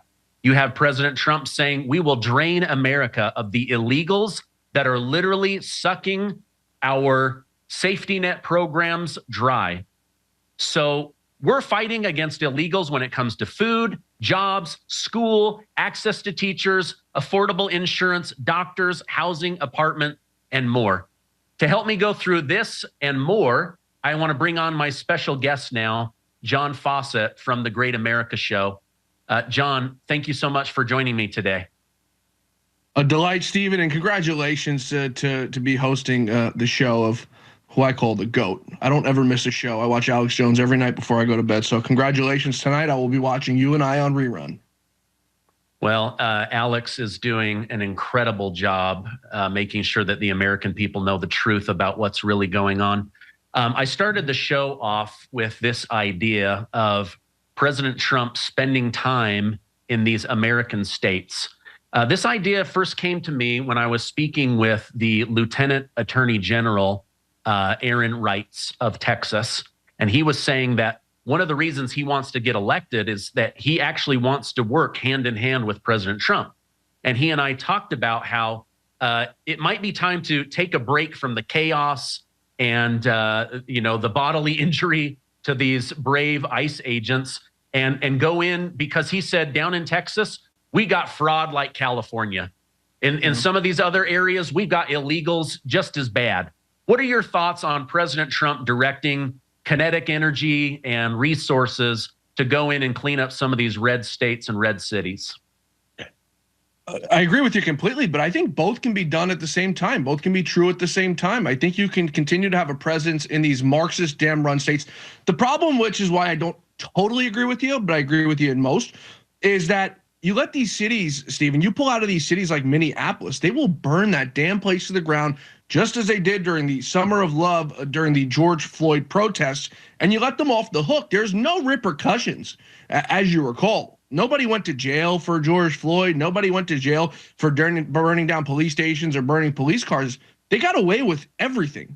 So I think if we pull out of those cities, we allow them to do that again. Now, I think what you can do is you can utilize more of your government employees. Maybe you send in the actual military. What if we just skip the National Guard and we send in the Marines to Minneapolis? And then we see what happens when we send in the military. We see if these pink-haired, nose ring wearing freaks continue to go out in the streets and abuse our members of the federal government who go out there and put their lives on the line every day to take, as you said, rapists and murderers off the streets.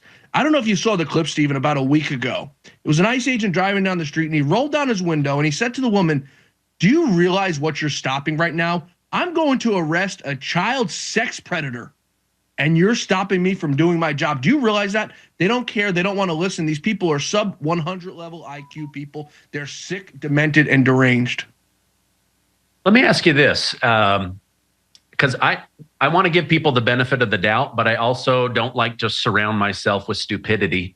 Do you think that the people up in Minnesota, and I know it's a small minority masquerading as the majority, right? I think most people in Minnesota are good. They don't want these riots. They don't want the chaos. But the ones that hit the street, do you think that they understand the mission of ICE and President Trump, that they are there to get the murderers, the rapists, the child traffickers, the gangsters, the drug dealers? Do you think they know that they're there with a pre-planned list of who to go and grab?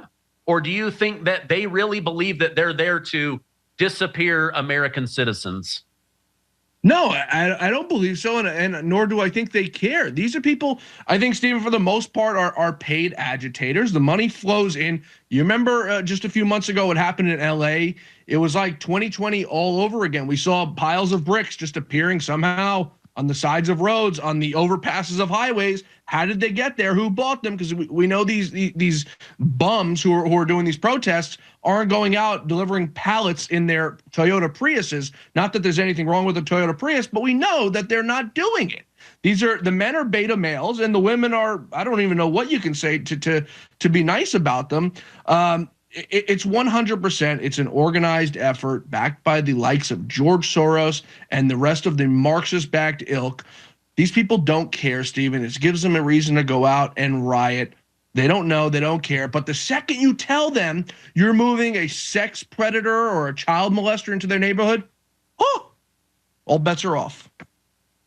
Yeah, that's interesting. There's a guy, I think his channel is Politibrawl, and he goes into New York City, Minneapolis, Los Angeles with this tiny little microphone, and he says, "Hey, what are your thoughts on illegals? Oh, they should be in the country. We should be able to help them out. This is what made America great." And then he's like, "Okay, when can we move one of them into your house?" And they're like, "No, I'm not gonna." So it's all good until you have to actually put up a room in your house, put up money, your own food.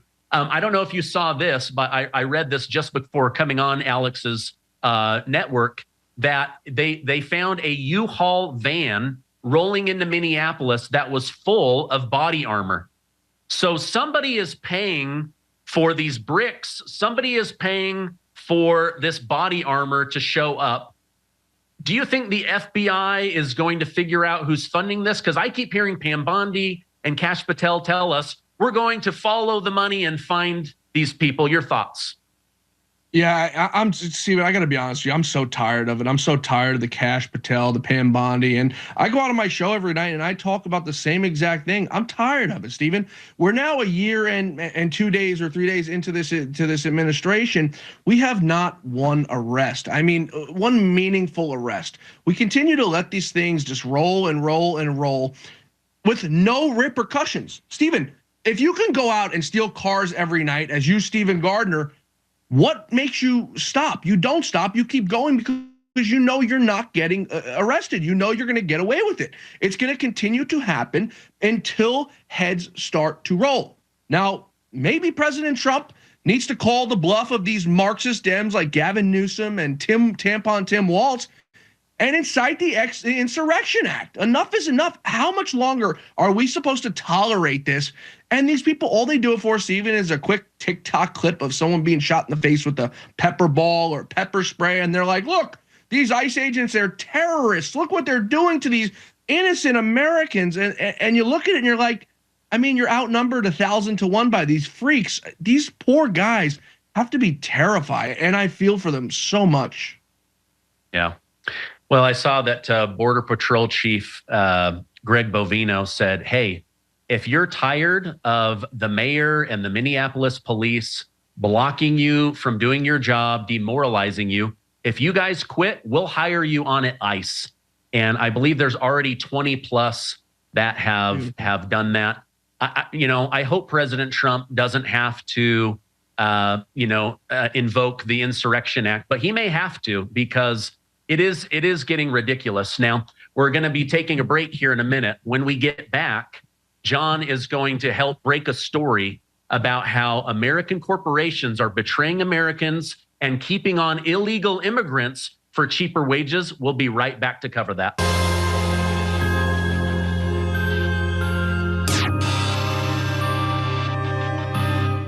I designed this new hat. I think it's really cool. This is a lot of fun. And it's the latest hat of the hundreds and hundreds that are available. The widest selection of Patriot apparel anywhere at thealexshowstore.com. You're ready, listener, I'll describe it. It's a tan hat, trucker hat. It says American Supply Company, established 1776, with 2 Gadsden snakes on either side. I love it. And the crew loves it. So this is an Alex Jones designed hat right here at thealexshowstore.com. And until Sunday at midnight, you get a free limited edition InfoWars established 1997 shirt free with every order. And also part of the huge sale that ends Sunday night at midnight, up to 45% off on the incredible supplements. The Life Force, the Atomic Defense, the Bovine Colostrum, the CMOS, Irish CMOS capsules and gummies, turmeric, Ultimate Burn Natural Fat Burn System, Ultramethylene Blue capsules and tinctures. Ultramethylene Blue as well stacks very well with Ultramethylene Red, a proprietary product we've produced that has similar effects but hits at different angles of the body. Amazing. It's all available right now at thealexjonesstore.com. thealexjonesstore.com. And it is your support to keep us on the air. I can't do it without you, so I'm asking you for support. We have the limited edition knives that are in right now. Those are about to sell out. thealexjonesstore.com. And anybody buying anything should become a VIP. In your profile, $30 a month, you get $40 to spend in the store. Special deal, special offers. So you make $10 every time you do it. Cancel anytime. Please become a VIP and stand with us as we retake America and the world. All right. Welcome back to the 4th hour of InfoWars, the Alex Jones Show. I'm the guest host, Steven Gardner. I have John Fawcett with me. Make sure that you guys are checking out the Alex Jones store. I personally buy from them. I eat the creatine gummies, the sour ones. They are amazing. I want to jump right back in with my guest, John Fawcett from the Great America Show. John, you've got some interesting insight and breaking news about what's going on with American corporations betraying President Trump, betraying the American people to keep illegals on at lower wages. Please share that with us now. Well, I was saving it to break on my show tonight, but you know what? It's an honor to be preemptive and break it on the Alex Jones Show with you. Tonight, Steven, we're putting the North Atlantic Carpenters Union on notice. They operate out of Massachusetts, New York, Connecticut, Rhode Island, New Hampshire, Maine, and Vermont. We have evidence that has now been pushed to the administration and verified received by the administration, not quite as high as Donald Trump, but we'll say right below him, of the North Atlantic Carpenters Union firing and laying off American workers born here, American citizens, to keep on illegal aliens, and not just illegals from south of the border, illegals from north of the border as well. So tonight, Stephen, we're putting them on notice. We're going to give them a week to get their act together. Now, I have people inside of the union, infiltrating the union, inside. So all of my knowledge is firsthand from inside the union, the companies as well who are partaking in this. We're going to give them a week to get their act together and get these Americans back to work that you furloughed and laid off to keep on illegals and hide them on certain jobs, Stephen. I have evidence that on certain jobs that require government identification, some companies operating in government buildings, these employees are mysteriously disposed of, these illegals, until further notice and sent to other jobs while the Americans work the jobs inside these government buildings because they can provide identification where the illegals cannot. So we're going to give them a week from today till next Friday to get their act together before we blow the lid off this entire thing and absolutely annihilate you scumbags for doing this to the American people. Wow. Okay. Well, I don't like that. I don't like that one bit. As I covered the Biden years, one of the things that became apparent was that remember when Tucker Carlson was mocked saying that there's this replacement theory that they're replacing us, and then they were like, well, in order to downgrade this idea, let's say it's just about replacing white people, right? But what we've come to find out is the Democrat Party is willing to replace anybody that doesn't vote for the Democrat Party. Now, you've got Elon Musk on one end of the extreme saying all of this flooding us with 20 million illegal immigrants was all about flooding the swing states, stabilizing the blue states in order to rig elections and have a one-party system like California. On the other side, you have Trends Journal Gerald Celente saying it's all about bringing in cheap labor. The American government doesn't want to keep putting money into Social Security. They don't want to keep taking care of American citizens. They want people from foreign countries coming here, shacking up 20 people to a house that go out, do the dirty jobs that the Americans refuse to do, which I don't agree with. Your thoughts on this, or is it both? Is this about replacing votes and getting cheaper labor?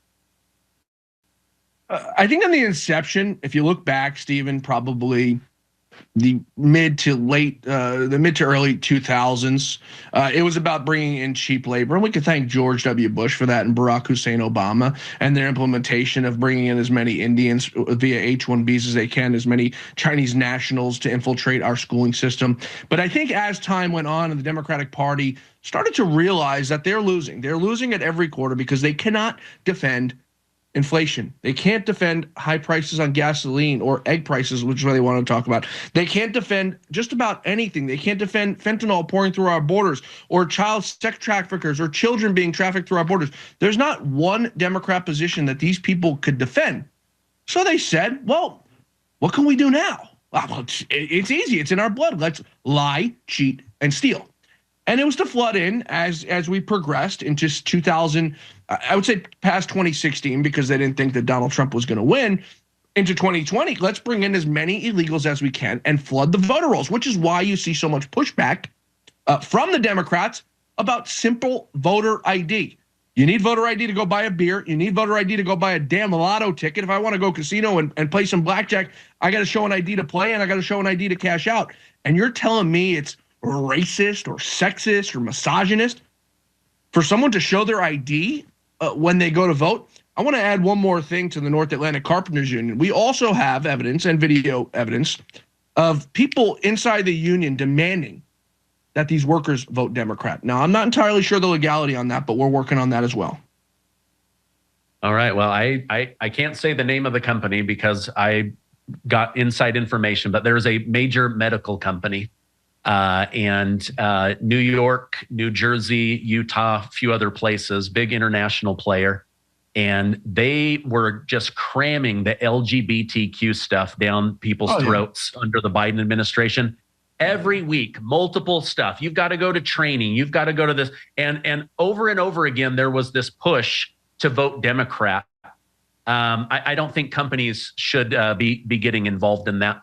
Let me ask you this. You're there in New York. We now know that there's just fraud everywhere. I think maybe the biggest story next to the border being closed and nobody getting in is just how much fraud. I mean, we thought the Washington, D.C. was a swamp, but it seems to have spread everywhere. And Washington, D.C. seems to be the funding mechanism for all of the theft of American money and treasure. But right there in New York City, I covered a story last night on my show where there was a fake daycare.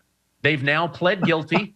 They had a fake daycare that was also charging Medicaid. And between the fake daycare and the fake Medicaid, $68 million stolen from the American people. Your thoughts on that story and like how much fraud is there in America?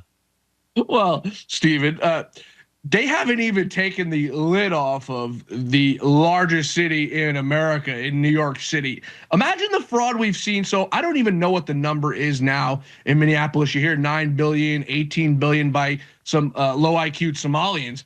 Can you imagine the fraud, Stephen, that they're going to uncover? It's got to be hundreds of millions of dollars in the biggest city in America right here in New York City. I cannot wait. I am so looking forward to it. It's hard to believe that these people are this dumb that they put all their eggs in one basket and their big scheme was literally daycare centers. I mean, if one goes under and two goes under, Stephen, people are going to start to, as Lou Dobbs used to tell me, lift up the rug and find out what's underneath there. I can't begin to imagine the amount of fraud that's going on in this place. And once it's uncovered, who's responsible and who's involved, because this stuff doesn't go on without our politicians whose heads need to start rolling. Bob Menendez should not be the only one. Gold Bar Bob Menendez should not be the only one in jail right now. This all falls, Stephen, under the Trump Justice Department. This isn't incumbent upon Letitia James, Big Tish James, or Big Alvin Bragg here in New York. This is up to President Trump and the Southern District of New York. So there's no excuses. There's no ifs, ands, or buts. This needs to begin, because if there was fraud in Minnesota, I'd be willing to put my life on the line that there's fraud here in New York, and probably at a scale of 10 to 100 times what we saw in Minnesota, in Minneapolis. Yeah, I mean, earlier in the show, before you came on, I had mentioned $500 million in SBA fraud in Minnesota. There you go. They're saying $7 billion in California. So imagine New York. Imagine New York. Let me ask you this. One of the scariest things that I heard in the past week was from the mouth of Senate Minority Leader Chuck Schumer of New York, where you are, saying that Democrats will win. He confidently says that they will win 2026. They're going to impeach Donald J. Trump. They will have the votes to remove him, and then they will reinstate all of the money and the programs that Trump shut down. USAID, NGOs, fake charities, money laundering scams, enrichment scams, and then they will increase their budgets. Now, to me, what I'm hearing is we're going back to the old way of stealing American money, taking advantage of American workers, retired people, using them in order to keep illegals fat, happy, working without all of the costs that come from carrying and Social Security. And we're going to allow criminal activity and money laundering so we can rig elections, rig census, flood the money with new voters and cheap labor. Your thoughts on what Chuck Schumer said? First, I want to preface it with Chuck Schumer's the slimiest, dirtiest, sleaziest person I've ever met in my life. I had the pleasure of sitting next to him on a plane home from France one time. It was the worst flight of my life. That aside, I think President Trump should take everything that this sleazebag says very seriously. Because if you think about it, in 2020, they didn't tell us that they were going to arrest Donald Trump. We thought they were. We thought they may come after him.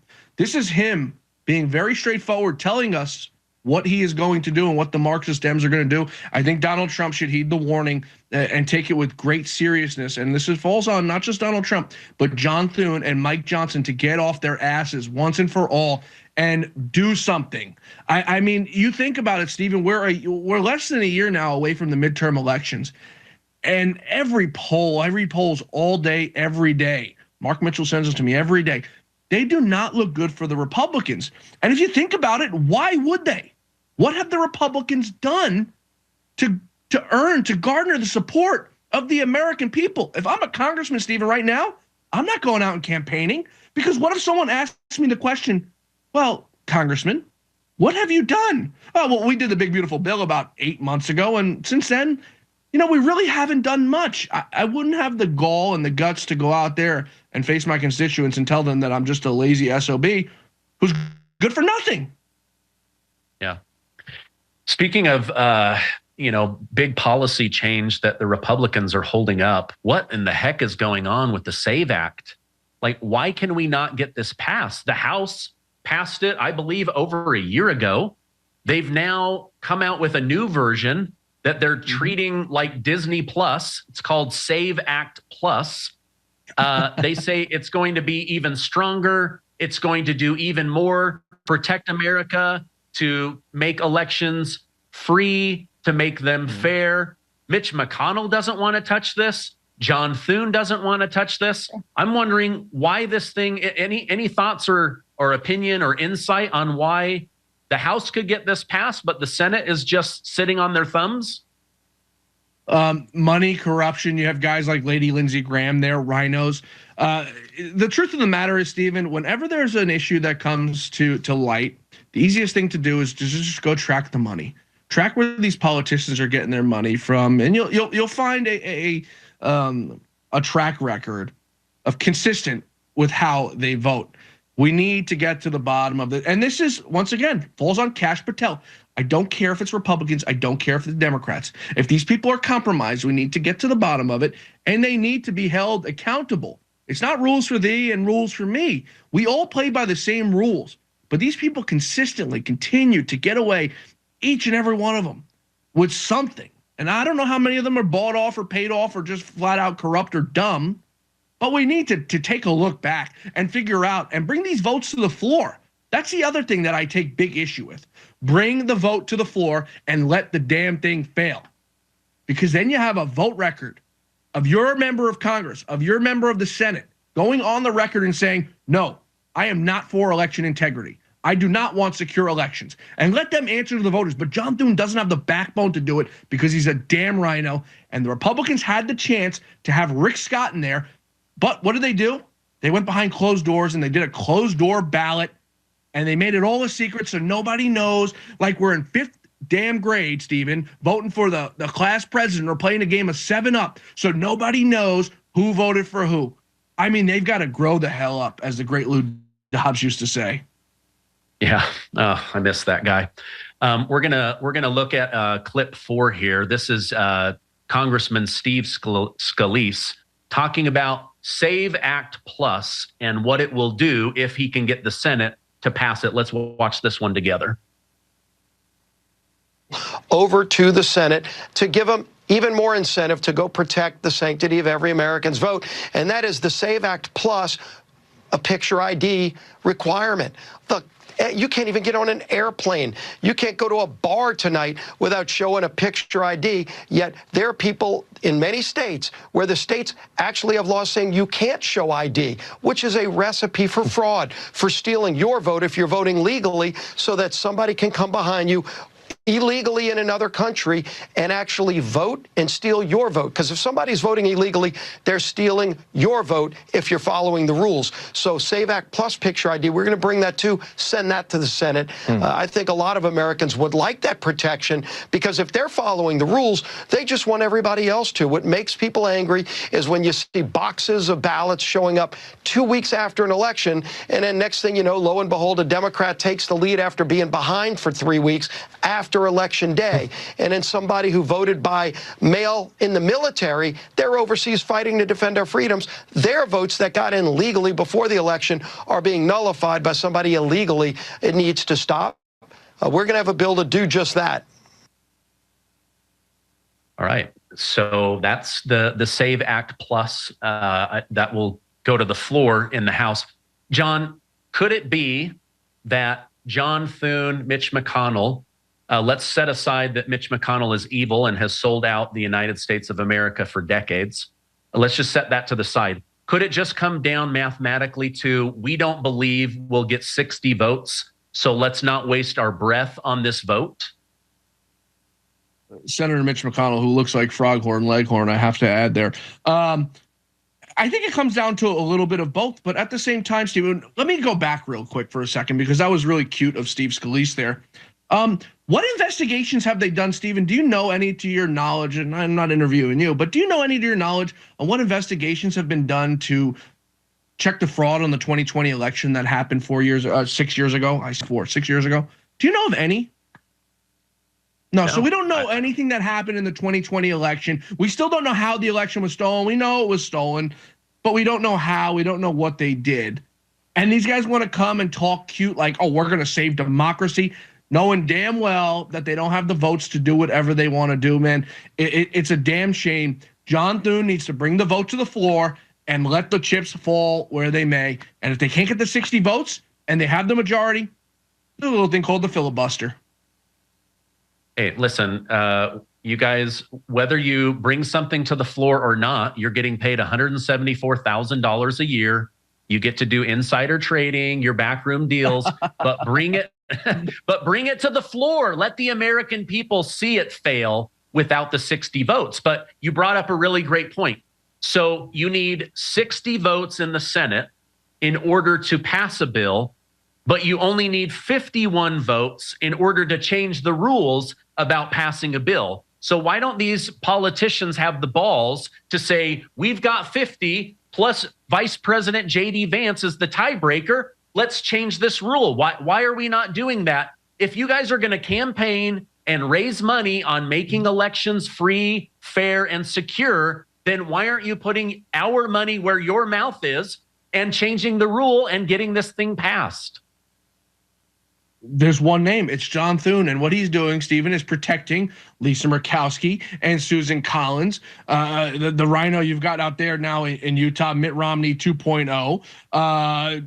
Rand Paul, who seemingly has gone rogue. I don't know what's happened to that guy. He maybe needs some Alex Jones methylene blue to kick his rear end into action. John Thune doesn't want to expose these rhinos, who he's friends with, who he gives money to. The whole thing is so corrupt, but you don't hear, Stephen, this kind of rhetoric. You don't hear this in the mainstream media. So the American people don't know. The people who are tuning into Fox News and CNN and MSNBC, they're getting fed a whole different narrative when they turn on Sean Hannity every night and they're seeing Lady Lindsey Graham on that channel. They're not finding out what's really happening behind the scenes, which is what you hear when you tune into shows like Alex Jones or Yours and I's. The American people are not informed, and the wool is being pulled over their eyes right before us. Yeah. All right. Somebody that I recently interviewed, he's currently the Lieutenant Attorney General of Texas under Ken Paxton, Aaron Reitz, and I believe he's going to win in a landslide. He and I had a discussion about President Trump working more with red governors, red attorney generals. If Congress can't get stuff passed and codified, then he needs to go to the second level, which is at the state level, these governors. And one of the ways to protect the election would be to immediately redo the census. I want to roll clip number 5, Lieutenant Attorney General of Texas, Aaron Reitz, and then we'll talk about that. One thing that has really bothered me, and I don't know that Trump will have the money or the support or the bandwidth to be able to handle this, but it's become very clear that there is enough evidence that the most recent U.S. Census was just counting illegals and bodies versus American citizens, and red states were undercounted and blue states were overcounted. And according to different sources, that stole between 18 to 22 House seats from the Republican Party. Is there anything that we can do, or is this why you guys sued to get 5 new seats in the state of Texas? Yeah, look, it's a huge problem. I've always been clear as a public official, as a lawyer on behalf of the federal government, the state government, and now even as a candidate. We should not just be counting bodies for the purposes of the census. If you're here illegally, if a census is counting people that are here illegally, that is not only stupid on its face, right? I don't know why we're trying to count the population of the citizens of this country, because it's the citizens that then get factored in. They're the ones that are engaging in the political process. They're the ones that are recipients of certain public benefits and so on and so forth. That seems to me to be totally common sense to only count citizens, even if you're sympathetic to the, having tens of millions, if not hundreds of millions of illegals here. Like, I don't understand why they should be counted in the census. All right. It took the Alex Jones show to get me reacting to my own self-reacting.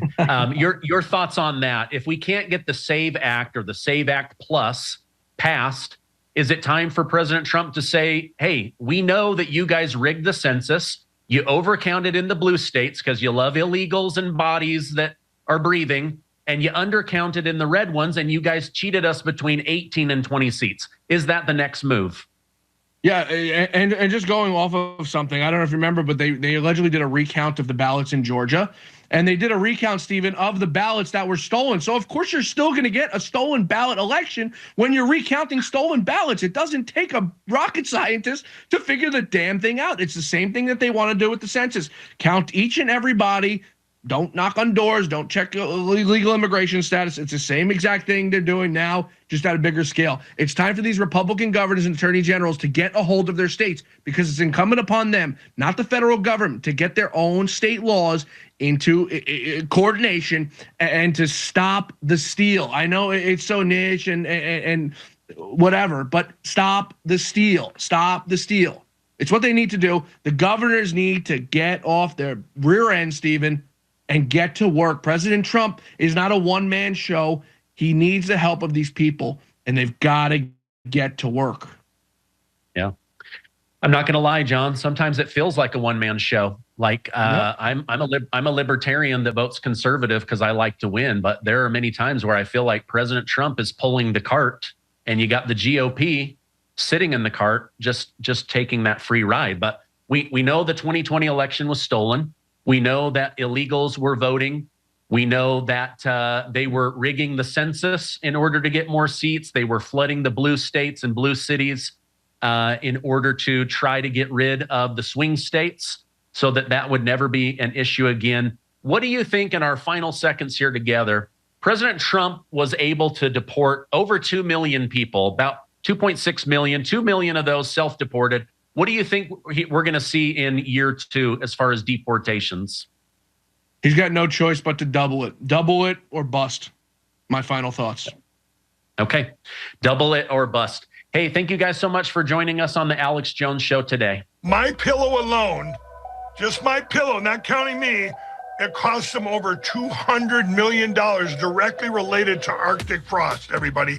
What they've done to my company, trying to just wipe them off the face of the earth, because I'm out there going, we need to secure our elections. We need to secure our election. We need to get rid of the machines. We need to go to paper ballots. You were literally terrorized and targeted, and it's in the documents. And that thing goes so deep. It's funny, Alex, things go so far, and then they tend to get stopped. But you guys just know, I am never stopping. I will never stop. And my number one thing is we need to secure our election platforms. Let's talk about this.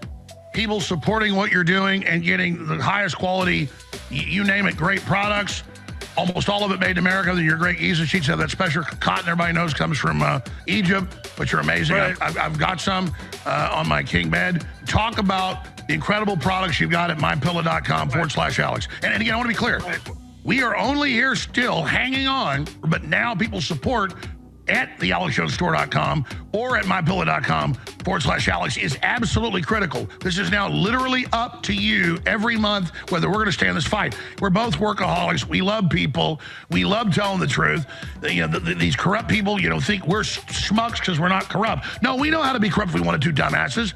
but we like being good people. That's what builds a society.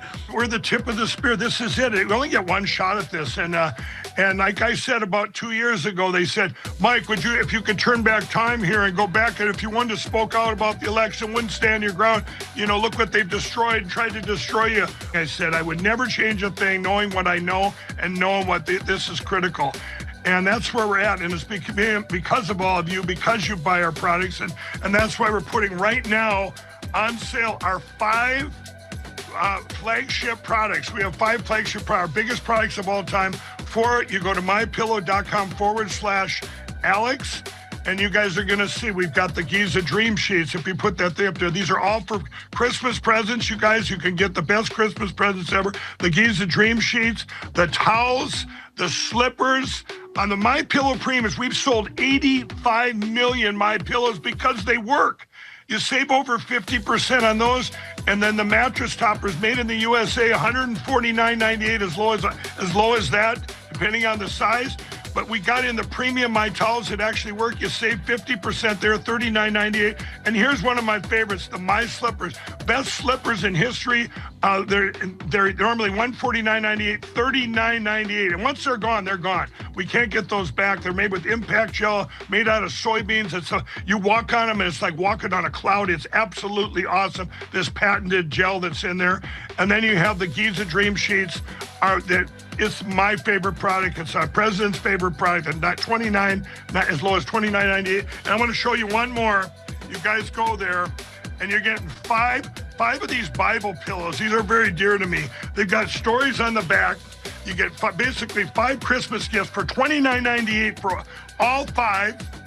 You got the baby Jesus, Noah's Ark, Daniel in the Lion's Den, and but you get all 5 of them, so you get 5 individual gifts for under $6 a piece. Free shipping, promo code Alex on your entire order. No matter what you are, this is an exclusive free shipping on your entire order. So go to mypillow.com/Alex, and it's a win-win-win. You guys are supporting my employee-owned company. You're getting the best products at the best prices in history.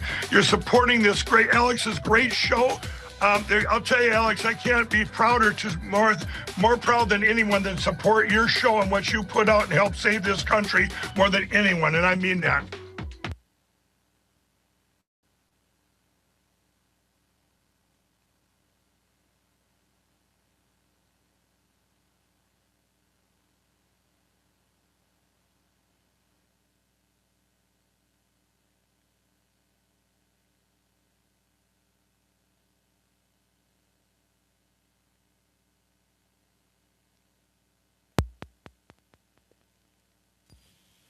In the immortal words of Donald Duck or Bugs Bunny or one of them Disney characters, that's all, folks. Peace out.